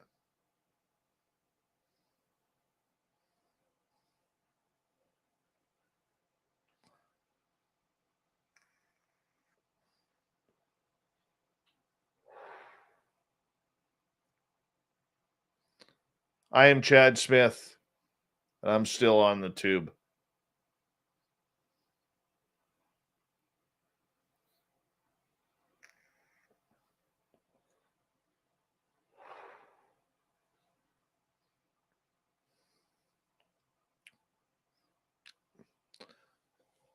I will tell you why I will not answer that question.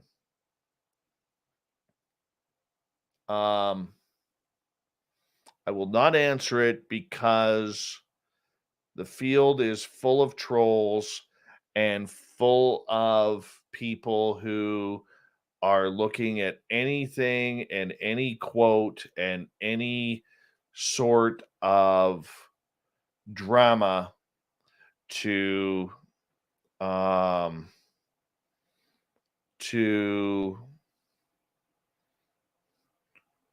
fire back publicly on social media.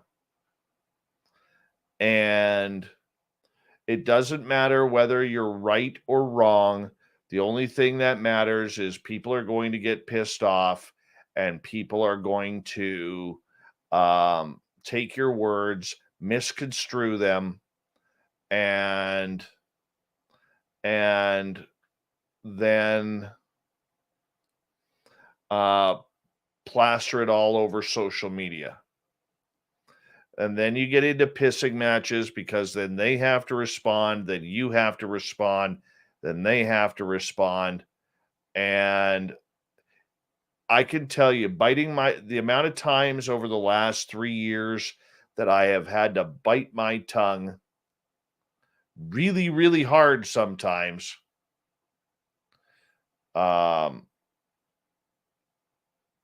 It's difficult. It's difficult.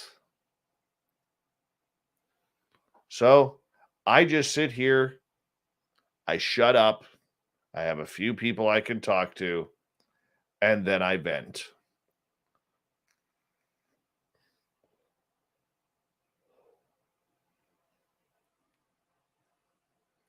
YJ, yes and no. A lot of the troll attacks that we have had have been from bots.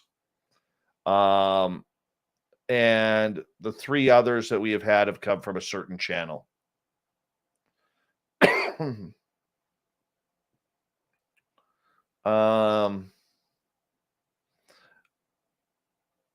not going to go there, Grandmaster, but there's a couple people.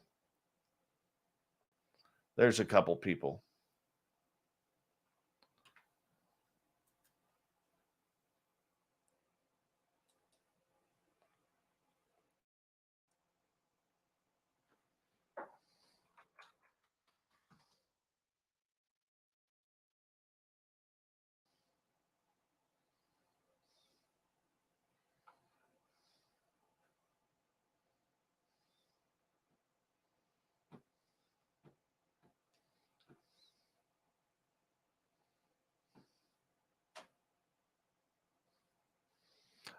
Yeah, Jello, but the thing is, I'm not a podcast.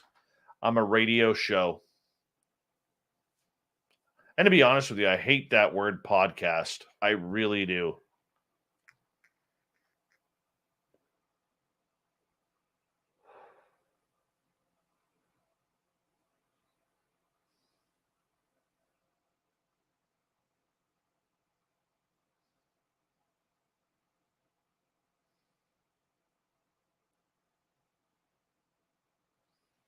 No.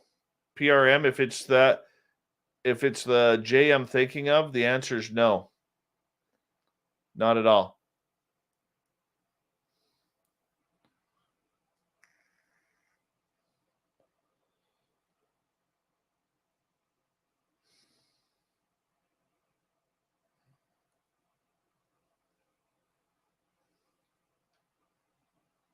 No. Not him at all. Zero issue with zero issue. Hey Adam, how you doing? Yeah, no, I have zero issue with Jimmy.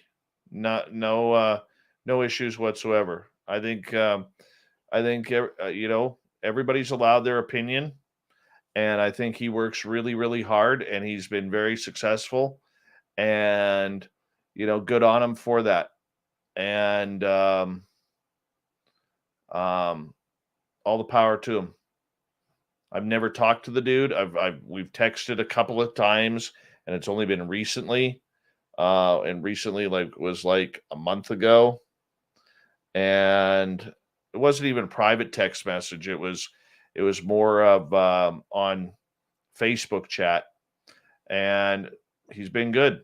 So no, I don't have any issue with him. I don't have any issue with Dave Schrader. I love Dave Schrader. I have a lot of respect for a lot of people. And no, I wouldn't bring him on as a guest. Not a hope. It's kind of a radio thing.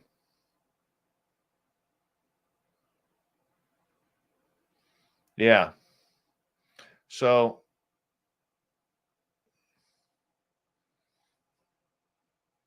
yeah. It's the way it is.